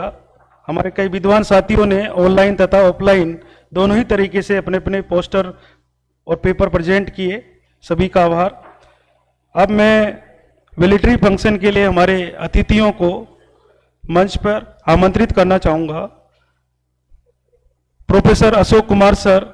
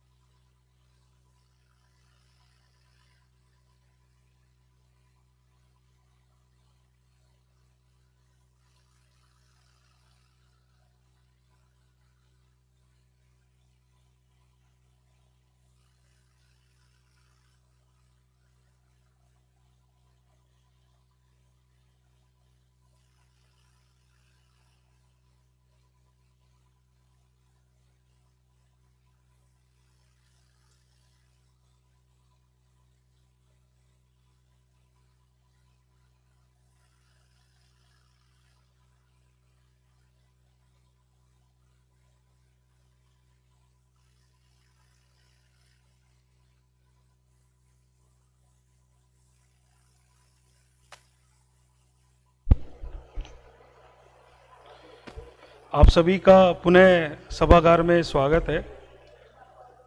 पीछे से आवाज नहीं। वैलिडिक्टरी फंक्शन के हमारे सभी अतिथिगणों को मैं मंच पर आमंत्रित करना चाहूँगा। प्रोफेसर अशोक कुमार सर, आप विनम्रतापूर्वक सर आप आइए मंच पर, आपका बहुत बहुत स्वागत है। सर के जोरदार ताली बजा के स्वागत कीजिए। आप प्रेसिडेंट है ISLS के। सेकंड अतिथि हमारे प्रोफेसर डी.के. पांडे सर, आप मंच पर पधारे सर।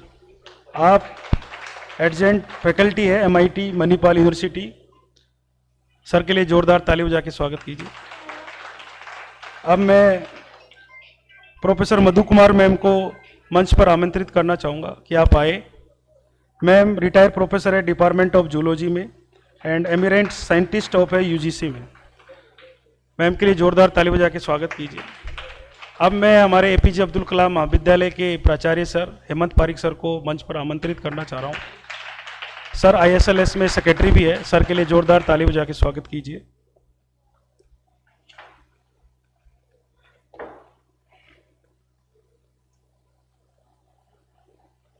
आप सभी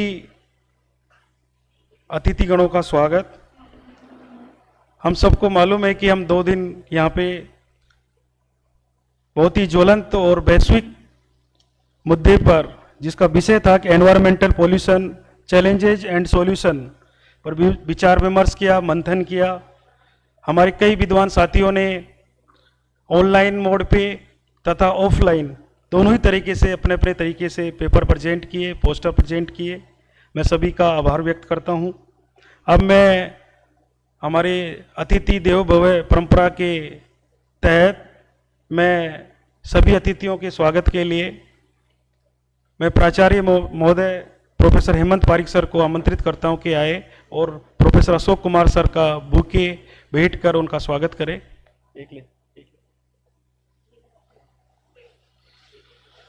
प्रोफेसर हेमंत पारीक सर।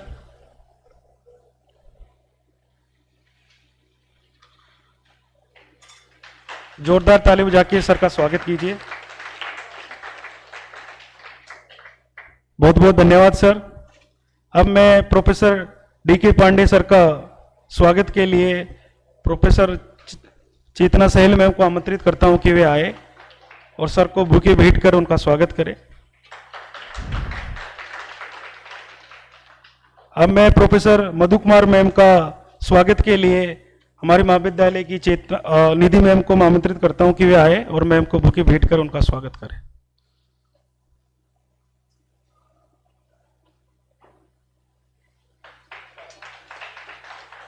बहुत बहुत धन्यवाद मैम।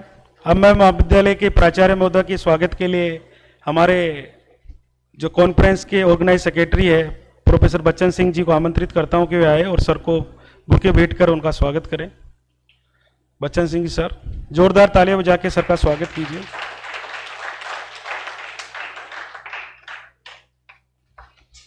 आप सभी का बहुत बहुत स्वागत है सर। 2 दिन हम यहाँ पे हमारे सभागार के अंदर बहुत ही ज्वलंत मुद्दे पर हमने सब लोगों ने यहाँ पर विचार विमर्श किया, अपने पेपर प्रेजेंट किए और मुझे निश्चित रूप से आशा है कि इसमें एक निष्कर्ष जरूर निकल के आएगा। अब मैं ज़्यादा समय न गंवाते हुए प्रोफेसर अशोक कुमार सर को डाइस पर आमंत्रित करता हूं कि वे आए और हम लोगों को मार्गदर्शन और आशीर्वचन प्रदान करें। Professor Ashok Kumar sir.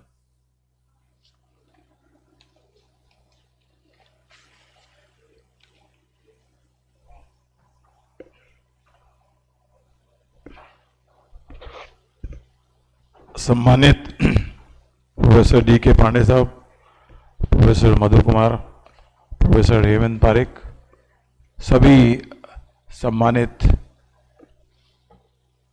College के शिक्षकगण, हमारे अतिथिगण और प्रिय छात्राओं और छात्र, सबसे पहले मैं अपनी ओर से और कॉलेज की ओर से आप सभी का इस समापन समारोह में हार्दिक अभिनंदन, हार्दिक स्वागत करता हूं।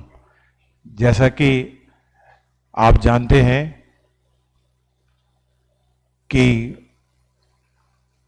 2 दिवसीय सेमिनार का आयोजन हुआ, environmental pollution challenges and solution, और इस 2 दिवसीय सेमिनार में मुझे इस बात की प्रसन्नता है कि यहाँ पर विषय से संबंधित वैज्ञानिकों ने अपना अपना पक्ष रखा, अपने अपने शोध पत्र पढ़े और इन शोध पत्रों में एनवायरमेंटल पॉल्यूशन के क्या क्या चैलेंजेस हैं और क्या क्या संभावित सॉल्यूशंस हैं, इन पर अपने विचार विमर्श किए। मुझे इस बात की प्रसन्नता है कि छात्राओं ने इसमें भाग लिया और उन्होंने अपनी भी कुछ रचनाएं दी, और एक प्रश्न जो था वो शायद इस 2 दिवसीय सेमिनार का मैं समझता हूँ बेस्ट प्रश्न था, और ये प्रश्न था कि हमारे वैज्ञानिक ने अपना अपना शोध प्रकट किया और विचार दिया और सॉल्यूशंस बताए, लेकिन ये बताया जब उनसे पूछा गया कि आपने जो सॉल्यूशंस दिए थे वो लागू हुए कि नहीं लागू हुए, और उत्तर यही था निराशा वाला कि हमने सरकार को दे दिया है लेकिन अभी वो लागू नहीं हुए। तब विद्यार्थी ने यही कहा कि जब आप शोध करते हैं और लागू नहीं होते हैं तो शोध करने का क्या फायदा। लेकिन ये एक निराशा वाला उत्तर यह प्रश्न है, लेकिन इसका ये मतलब नहीं है।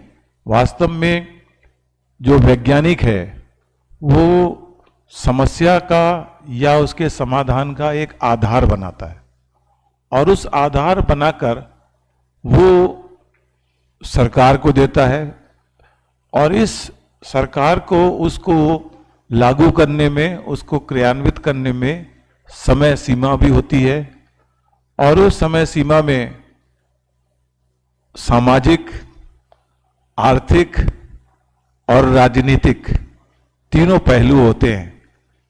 इन तीनों प्रक्रिया के बाद ही कोई भी सॉल्यूशन जो है, समाधान जो है लागू होता है। और ऐसा नहीं है कि जो हम समाधान देते हैं, सुझाव देते हैं, वो लागू नहीं होते, थोड़ा समय लगता है, क्योंकि वो उसका विश्लेषण जो है वो बहुत विस्तृत क्षेत्र के लिए होता है। हम शायद कभी कभी लिमिटेड क्षेत्र के लिए अपना समाधान बताते हैं, लेकिन जब पूरे भारतवर्ष में या पूरे प्रदेश में उसका समाधान होगा तो उसके लिए आर्थिक, सामाजिक और राजनीतिक तीनों प्रकार के उसमें प्रकरण को हमें सोचना पड़ता है। तो इसलिए मैं समझता हूँ कि 2 दिवसीय सेमिनार में जो हमारे वैज्ञानिकों ने चैलेंजेस बताए पॉल्यूशन के और उसका समाधान बताया है, तो ये बहुत ही आशावादी एक हमारा संदेश है। और मैं समझता हूँ कि इस कार्यशाला से जो भी एक संदेश हम जरूर अपनी रिकमेंडेशंस सरकार को भेजेंगे, और मुझे पूरा विश्वास है कि ये संभावित हमारे सॉल्यूशन जो हैं वो लागू होंगे। और इन सब के लागू करने के लिए जो सबसे बड़ी शक्ति है वो है युवा शक्ति। ये युवा शक्ति या कोई भी शक्ति, जब तक हम इसके लिए निरंतर प्रयास नहीं करते रहेंगे तब तक उसका समाधान होने पर भी वो क्रियान्वित नहीं हो सकता।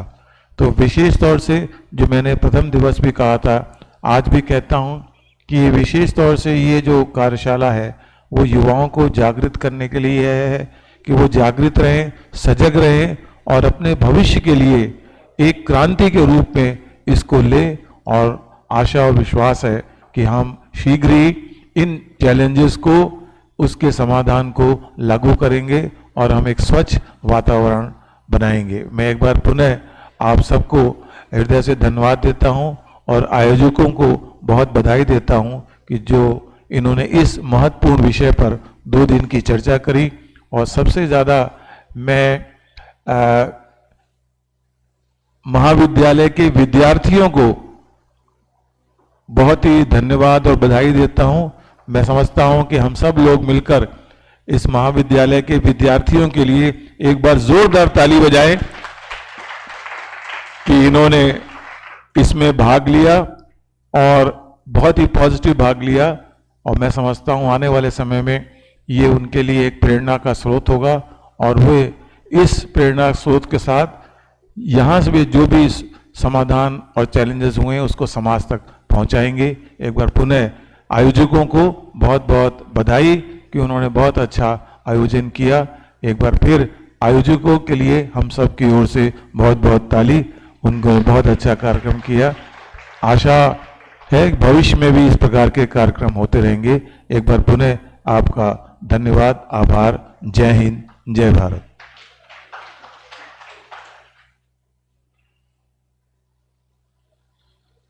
बहुत बहुत धन्यवाद सर।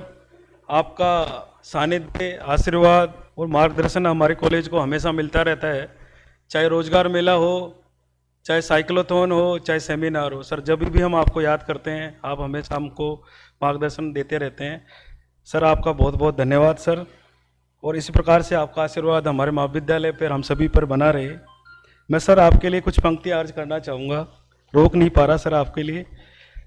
मंजिलें उन्हीं को मिलती है जिनके इरादे मजबूत होते हैं, मंजिलें उन्हीं को मिलती हैं जिनके इरादे मजबूत होते हैं, संघर्ष में जिनके जज्बात बहुत खास होते हैं। बधाई है आपको, हर मुश्किल को पार करते हैं और हर कदम पर जीत का जश्न मनाते हैं। सर बहुत बहुत धन्यवाद सर। अब मैं प्रोफेसर डी.के. पांडे सर को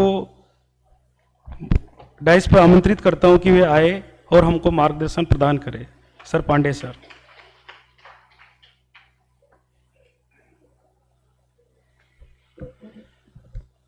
honourable professor Ashok Kumar ji, doctor Madhu Kumar, doctor Hemant Pareek and students. This seminar was on environment, pollution and solution. We know a lot about the problems of environment and we witness every day, but we cannot do anything about it.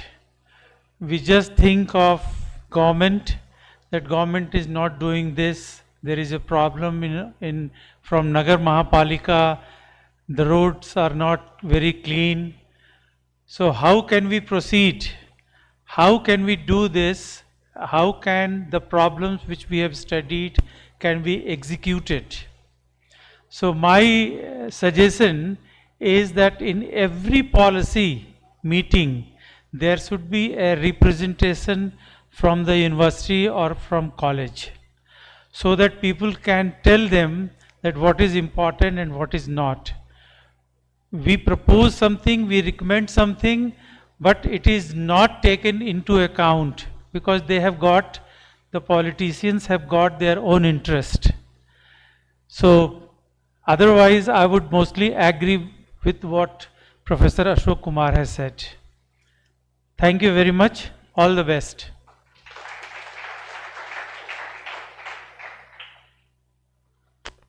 बहुत धन्यवाद sir, आपने हमको मार्गदर्शन प्रदान किया। अब मैं professor आमंत्रित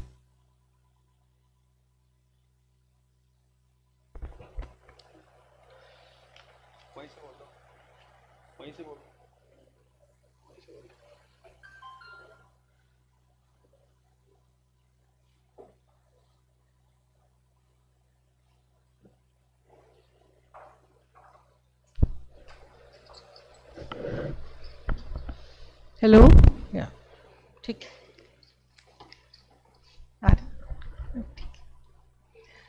सम्मानित मंच, professor Ashok Kumar, professor Pandey, professor Hemant Parekh, इस सभागार में उपस्थित सारे ही प्रोफेसर्स, गेस्ट्स एंड जो भी छात्र और छात्राएं यहाँ बैठे हैं,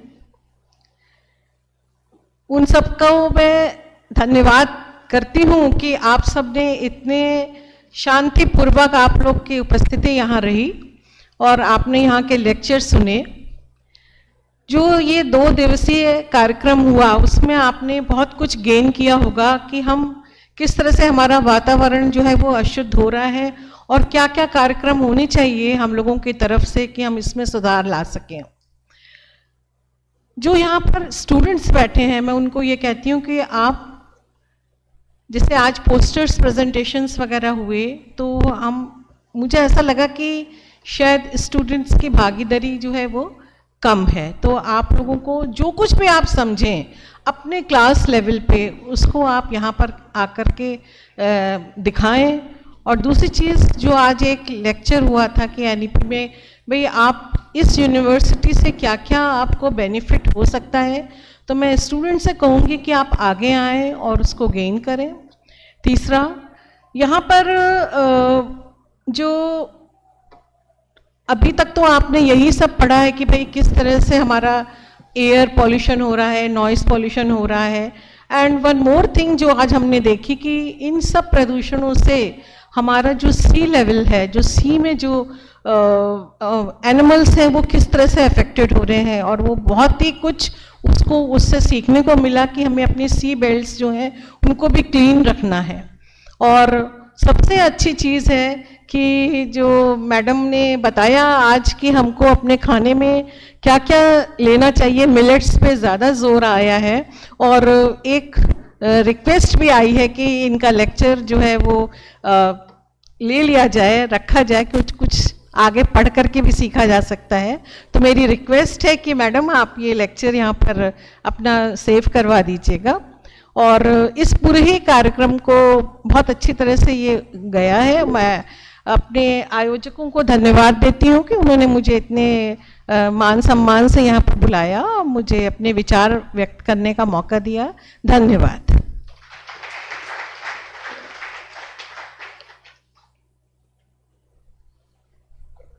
बहुत बहुत धन्यवाद मैम।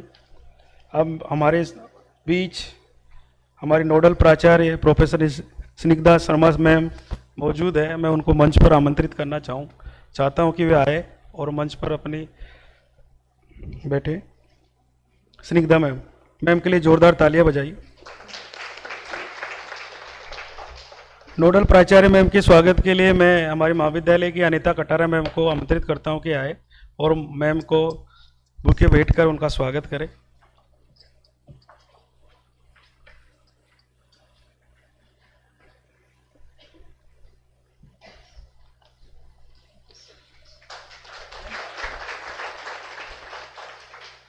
बहुत बहुत धन्यवाद मैम। अब मैं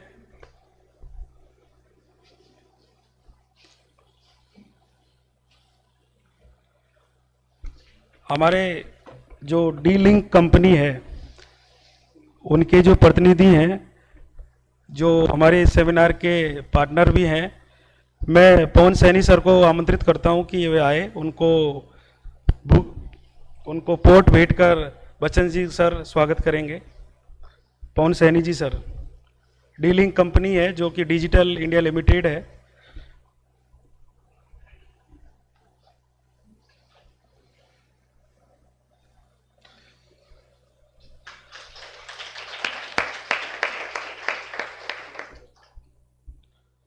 बहुत बहुत धन्यवाद बच्चन सिंह जी सर।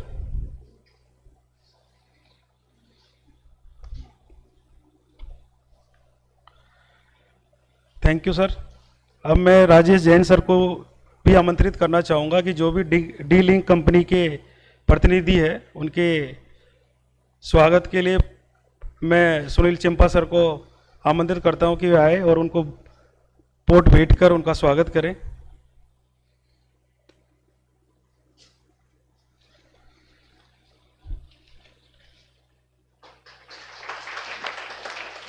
बहुत बहुत धन्यवाद सर। डी-लिंक कंपनी का बहुत बहुत आभार जो आपने हमको सहयोग प्रदान किया।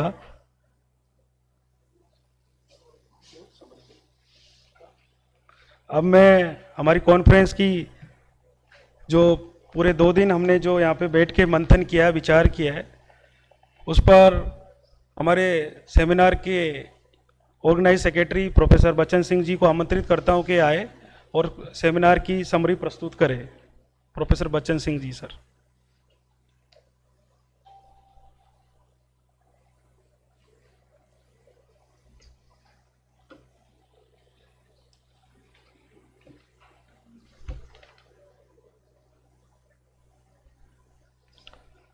सम्मानित पंच और दूर दराज से आए हमारे अतिथिगण,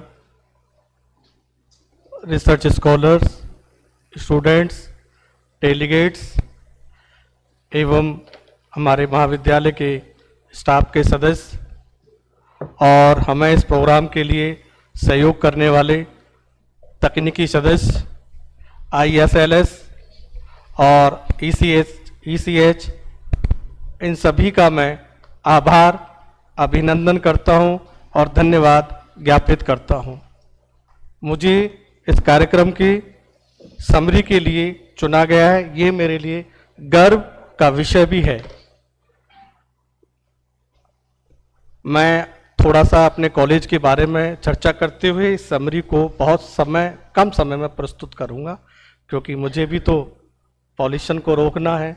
मैंने भी एक संकल्प लिया है कैसे एनवायरनमेंट पॉल्यूशन को कम किया जा सकता है। तो आदरणीय मंच, आपको बताना चाहते हैं हमारा कॉलेज जैसा कि आपको पता है एक शिशु अवस्था में है और उसमें हमारा एक डिपार्टमेंट भूगोल विभाग ISLS के तत्वाधान में ये 2 दिन का कार्यशाला या कॉन्फ्रेंस हमने रखी है। इसके सफल में आप सभी के आशीर्वचन, आप लोगों की सक्रिय भागीदारी के कारण ही हम लोग आज तक ये सेशन कर पाए हैं। तो इसी क्रम में मैं आपको बताना चाहता हूं कि हमारे यहाँ पर ऑनलाइन 420 प्रतिभागियों का रजिस्ट्रेशन हुआ था, जिसमें से पहले दिन इस सभागार खचाखच भरा हुआ था। 175 कैंडिडेट्स इसमें उपस्थित हुए थे ऑफलाइन, और ऑनलाइन 185 पहले सेशन में हुए थे और कुल मिलाकर 265 ऑनलाइन प्रेजेंट हुए थे गूगल मीट और यूट्यूब के माध्यम से। ये हमारा पहला प्रयास था। हमने भी बहुत चुनौतियां का सामना करना पड़ा हमें। समय की करवट के अनुसार मौसम भी बदलता रहा, परिस्थितियां भी बदलती रही, और हमारा जो फेस है, हमारे जो मुखिया का जो फेस है, वो हमेशा स्माइल और मोटिवेट करता रहा, जिसके कारण हम मोबिलिटी भी करते पाए और आज इस अंजाम तक हम आपके सामने इस प्रोग्राम को लेकर आए। और पहले सेशन में 3 टेक्निकल सेशंस हुए। कार्यक्रम की समय की सीमा को देखते हुए मैं सम्मानीय सदस्यों का और हमारे इनवाइट स्पीकर्स का नाम नहीं ले पा रहा हूं। और दूसरे सेशन में आज पोस्टर प्रेजेंटेशंस ऑनलाइन ऑफलाइन हुए। 10 प्रतिभागी पोस्टर में प्रेजेंटेशंस हुए और ऑनलाइन प्रेजेंटेशन भी रखा, ऑरल भी रखा गया था। और आज के टेक्निकल सेशंस में DK Pandey sir, KP Sharma sir और VPS Shekhawat sir, Ashok sir आदि ने अपने आशीर्वचन, और मधुमाला मैडम, इन सब ने अपने अपने शोध पत्रों के माध्यम से हमें विचारात्मक ज्ञानात्मक वृद्धि प्रदान की। ये कार्यक्रम तभी सफल हो सकता है, पर्यावरण तभी स्वच्छ या समृद्ध हो सकता है, इसमें संस्थाओं की भूमिका नहीं, हमारी भूमिका भी महत्वपूर्ण होनी चाहिए। और मैंने कहा, मैंने भी एक संकल्प लिया है कि मैं सप्ताह में, जैसे हम लोग कहीं कॉलेज जाते हैं, प्रोग्राम जाते हैं, तो इस्त्री करके कपड़ों पे जाते हैं। तो मैंने डिसाइड किया है, चाहे कुछ भी हो, सोमवार और मंगलवार, क्योंकि फर्स्ट डे हम लोग थोड़े चमक दमक करके जाते हैं, तो फर्स्ट डे हम लोग सोमवार और मंगलवार को मैं अपने कपड़े प्रेस करके नहीं जाऊंगा, जैसी स्थितियां मैं वैसे जाऊंगा। क्योंकि मुझसे पहले मेरे वक्तागण बहुत अच्छी बात कही थी, काउंटेबल, एक एक काउंट करें तो हम लोग बचा सकते हैं। तो वह शुरुआत क्यों न कि हम अपने से ही करें प्रारंभ। तो मैं इस जो संकल्प लिया है, मैं आज संकल्प लेता हूं, इसे आजीवन में संकल्प निभाऊंगा। मेरा जितना सहयोग हो सकता है मैं कर सकता हूं। और अंत में आप सभी का हृदय की गहराइयों से धन्यवाद। आप आए, हमारे प्रोग्राम को आपने सफल बनाए, यहां तक पहुंचाए, धन्यवाद।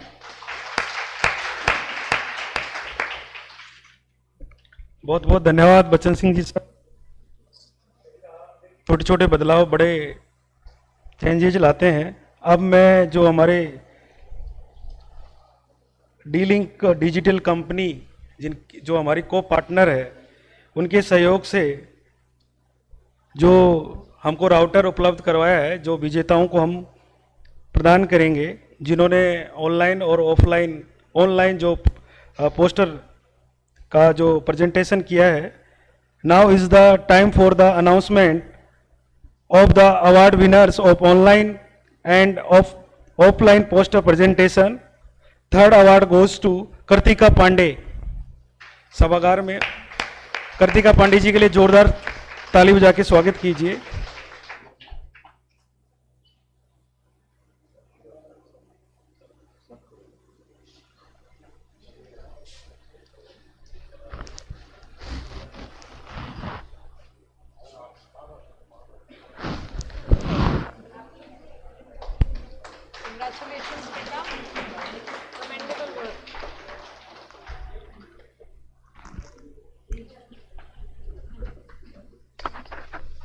बहुत बधाई।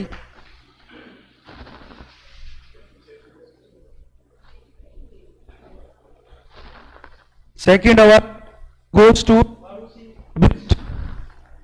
आरओसी बिस्ट। अगर सभागार में उपस्थित हो तो अपना अवार्ड प्राप्त करें। And first award goes to Tanisha. And first award goes to Tanisha. वो भी ये आपसी जी और तनीषा जी, आप ISLS से या हमारी कॉलेज से आप इसको कलेक्ट कर सकते हैं, आप या अपने प्रतिनिधि के माध्यम से। अब मैं कंपनी के जो प्रतिनिधि हैं सैनी साहब को आमंत्रित करता हूं कि वे इस जो ये राउटर उपलब्ध करवाया गया है, सर आप बैठिए, राउटर जो अवार्ड के रूप में दिया गया है उसके फंक्शन के बारे में आप लोगों को बताएंगे थोड़ा सा। ऑलमोस्ट तो मैं आपसे सबसे पहले तो थैंक यू बोलना चाहूँगा कि आपने मेरे को रिप्रेजेंट किया यहाँ पे, और इसलिए मैं एग्जैक्टली डीलिंग के डीलर्स हैं हम और ऑथराइज पार्टनर भी हैं। और यहाँ पे हमने जो अभी राउटर्स और डीलिंग्स की जो भी एक्सेसरीज़ होती हैं, केबल्स, RJ45 कनेक्टर्स, डीलिंग्स के आयूस, पैच पैनल्स, XYZ जो भी अपनी एक्सेसरीज़ हैं वो सारी हम अवेलेबल करवाते हैं एज ए नेटवर्किंग के थ्रू। और अभी जो आपके राउटर्स हमने अभी अवेलेबल करवाए हैं वो वाईफाई रेंज एक्सटेंडर हैं जो आपके घर को मैनेज करते हैं पूरा। बस इसी के साथ में मैं आपको थैंक यू बोलना चाहूँगा वापस।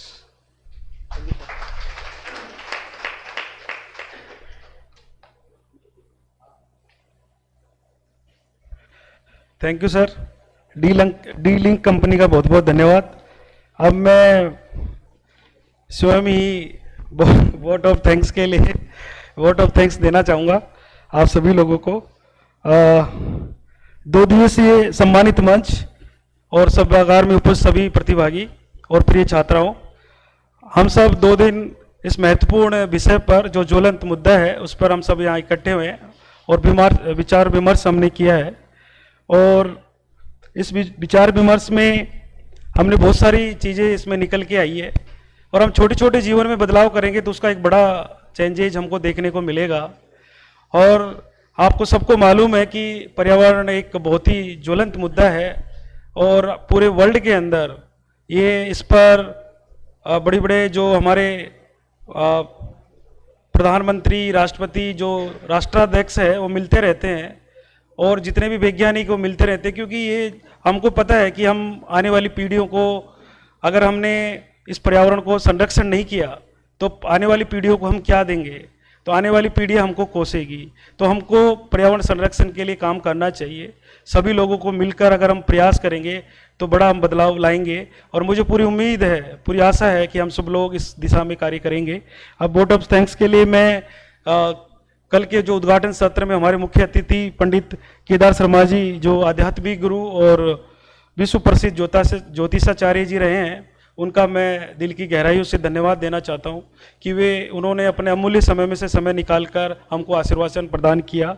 साथ ही मैं राजस्थान विश्वविद्यालय की कुलगुरु अल्पना कटेजा मैम को आभार व्यक्त करना चाहता हूं कि उन्होंने हमको आकर यहाँ पे मार्गदर्शन प्रदान किया। साथ ही मुकेश कुमार गुप्ता सर और हमारे बीच हमारे संरक्षक अशोक कुमार सर हम सभी को मार्गदर्शन प्रदान किया, उसके लिए मैं दिल की गहराइयों से सर आपका आभार व्यक्त करना चाहता हूं, धन्यवाद देना चाहता हूं। साथ ही कल के जो उद्घाटन सत्र के कीनोट स्पीकर प्रोफेसर M.K. पंडित साहब ने बहुत ही शानदार जानकारी हमको दी, बहुत ही रोचक जानकारी दी कि किस प्रकार से एक जो उजड़ी हुई जगह है उसको किस प्रकार से उन्होंने वापस स्थापित किया, उसके लिए भी मैं सर का बहुत बहुत आभार व्यक्त करता हूं। इसके साथ ही हमारे स्पेशल थैंक्स है Indian science Congress association Jaipur chapter, D link India limited, KR मंगलम यूनिवर्सिटी गुड़गांव और विभिन्न देश के विभिन्न भागों से मुंबई, पंजाब, कर्नाटक और राजस्थान के विभिन्न जगहों से जुड़े सभी पार्टिसिपेंट जो ऑनलाइन और ऑफलाइन हमारे बीच जुड़े। साथ ही मैं APJ अब्दुल कलाम कॉलेज के सभी सदस्यों का दिल की गहराइयों से धन्यवाद देना चाहूँगा। साथ ही हमारे ISLS के सभी सम्मानीय सदस्यों का बहुत बहुत आभार। साथ ही ECH के सभी पदाधिकारी, सभी प्रोफेसरगण, सभी अधिकारी कर्मचारियों का बहुत बहुत आभार। और सबसे ज़्यादा जो हमने 2 दिवसीय जो सेमिनार का आयोजन किया उसमें हमको जो सहयोग जो उनका मिला वो इलेक्ट्रॉनिक और प्रिंट मीडिया का बहुत बहुत आभार, उनके लिए जोरदार ताली बजा के स्वागत कीजिए। उन्होंने हमको बहुत अच्छा कवरेज दिया प्रिंट मीडिया में, इलेक्ट्रॉनिक मीडिया में, और उनका सभी का आभार। साथ ही MMTTC HRD जो सेंटर हमको ये जो कॉन्फ्रेंस हॉल हमको उपलब्ध कराया उन्हीं का भी बहुत बहुत आभार, बहुत बहुत धन्यवाद। और सबसे लास्ट में मैं हमारे प्राचार्य सर जो कि हमको हमेशा मार्गदर्शन प्रदान करते रहते हैं, मोटिवेट करते रहते हैं, उनका दिल की गहराइयों से बहुत बहुत आभार, धन्यवाद सर। आपका आशीर्वाद हम पर ऐसे ही बना रहे। और सबसे महत्वपूर्ण जो हमारे इस सेमिनार के जो पिलर रहे हैं, हमारे मार्गदर्शन रहे हैं और जो पर्दे के पीछे रहकर जो काम किया है, डॉक्टर सुनील चिंपा सर का बहुत बहुत आभार, जिन्होंने हमको टेक्निकल और हर तरीके से सहयोग प्रदान किया है। मैं उनके लिए कुछ पंक्तियां अर्ज करना चाहूँगा कि सफलताओं के पीछे छिपे जो चेहरे हैं, सफलताओं के पीछे छिपे जो चेहरे हैं, उनकी मेहनत से ही रोशन ये सवेरे हैं, उनकी मेहनत से ही सवेरे ये रोशन सवेरे हैं। ताली भले न बजे उनके नाम पे, मगर हर जीत के सच्चे हकदार वही पूरे हैं, सच्चे जीत के हकदार वही पूरे हैं। बहुत बहुत अंत में आप सभी का वैलिडिटरी फंक्शन खत्म करने से पूर्व मैं हमारे महाविद्यालय के प्राचार्य सर को आमंत्रित करना चाहूँगा कि वे आए और हमको मार्गदर्शन और निर्देशन प्रदान करें। प्रोफेसर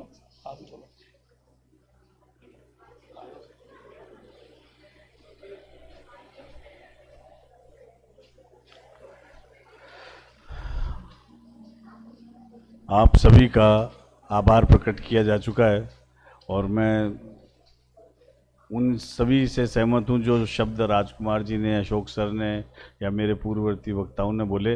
और हम साथ ही साथ हमारे जो जयपुर में हम एक राजशेष का कॉलेज है जिसके अंदर हम काम कर रहे हैं, हमारे कॉलेज की जो नोडल प्रिंसिपल हैं वो आउट ऑफ द वे जाके हमें सपोर्ट करती हैं, उनका भी विशेष आभार प्रकट करता हूँ। धन्यवाद। Thank you sir. ये जो कॉन्फ्रेंस है केवल औपचारिकता नहीं है वरन हमारे समाज में सकारात्मक परिवर्तन का कारण बनेगी, मुझे ऐसी आशा है। इस कॉन्फ्रेंस में आप सभी अतिथिगण और सभी प्रतिभागियों ने जो मार्गदर्शन दिया वह हर दस्तक देती सोच को नई ऊंचाई देने वाला है। कॉन्फ्रेंस का और साथ ही मैं कुछ सब आप सभी के लिए और सभी ऑनलाइन ऑफलाइन सभी छात्रों के लिए, अतिथिगणों के लिए, पार्टिसिपेंट के लिए, सभी के लिए मैं कुछ पंक्तियां बोलकर इस कॉन्फ्रेंस के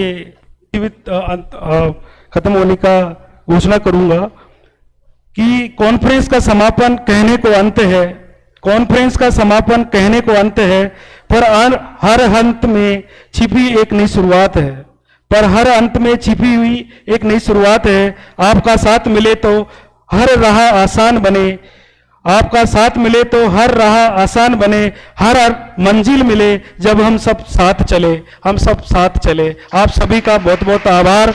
आइए हम सब मिलकर इस सम्मेलन के संकल्प को आगे बढ़ाएं, प्रेरणा, नवाचार और परिश्रम के पथ पर समाज और देश को नई ऊंचाइयां तक पहुंचाएं। आप सभी का बहुत बहुत आभार, बहुत बहुत धन्यवाद। और अब राष्ट्रगान के लिए सभी अतिथिगणों और सभी प्रतिभागियों और छात्राओं को आग्रह करूंगा कि वो अपने स्थान पर खड़े हुए राष्ट्रगान को चालू करने के लिए मैं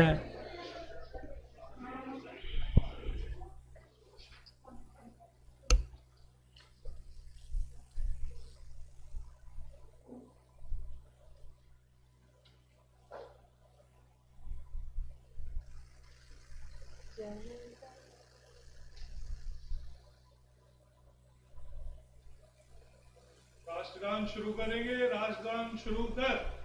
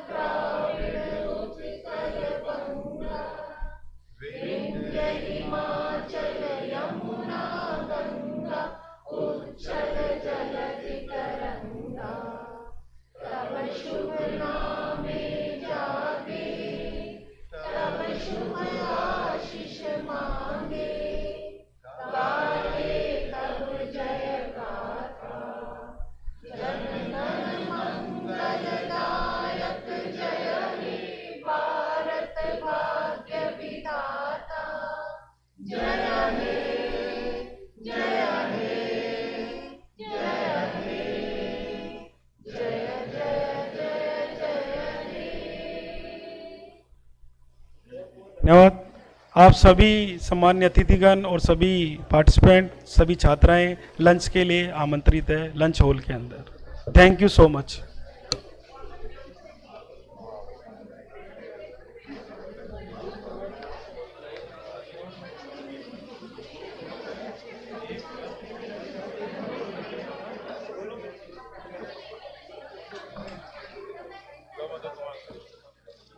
दीपक जरा इसको इधर रखो, बाद में ले जाएंगे।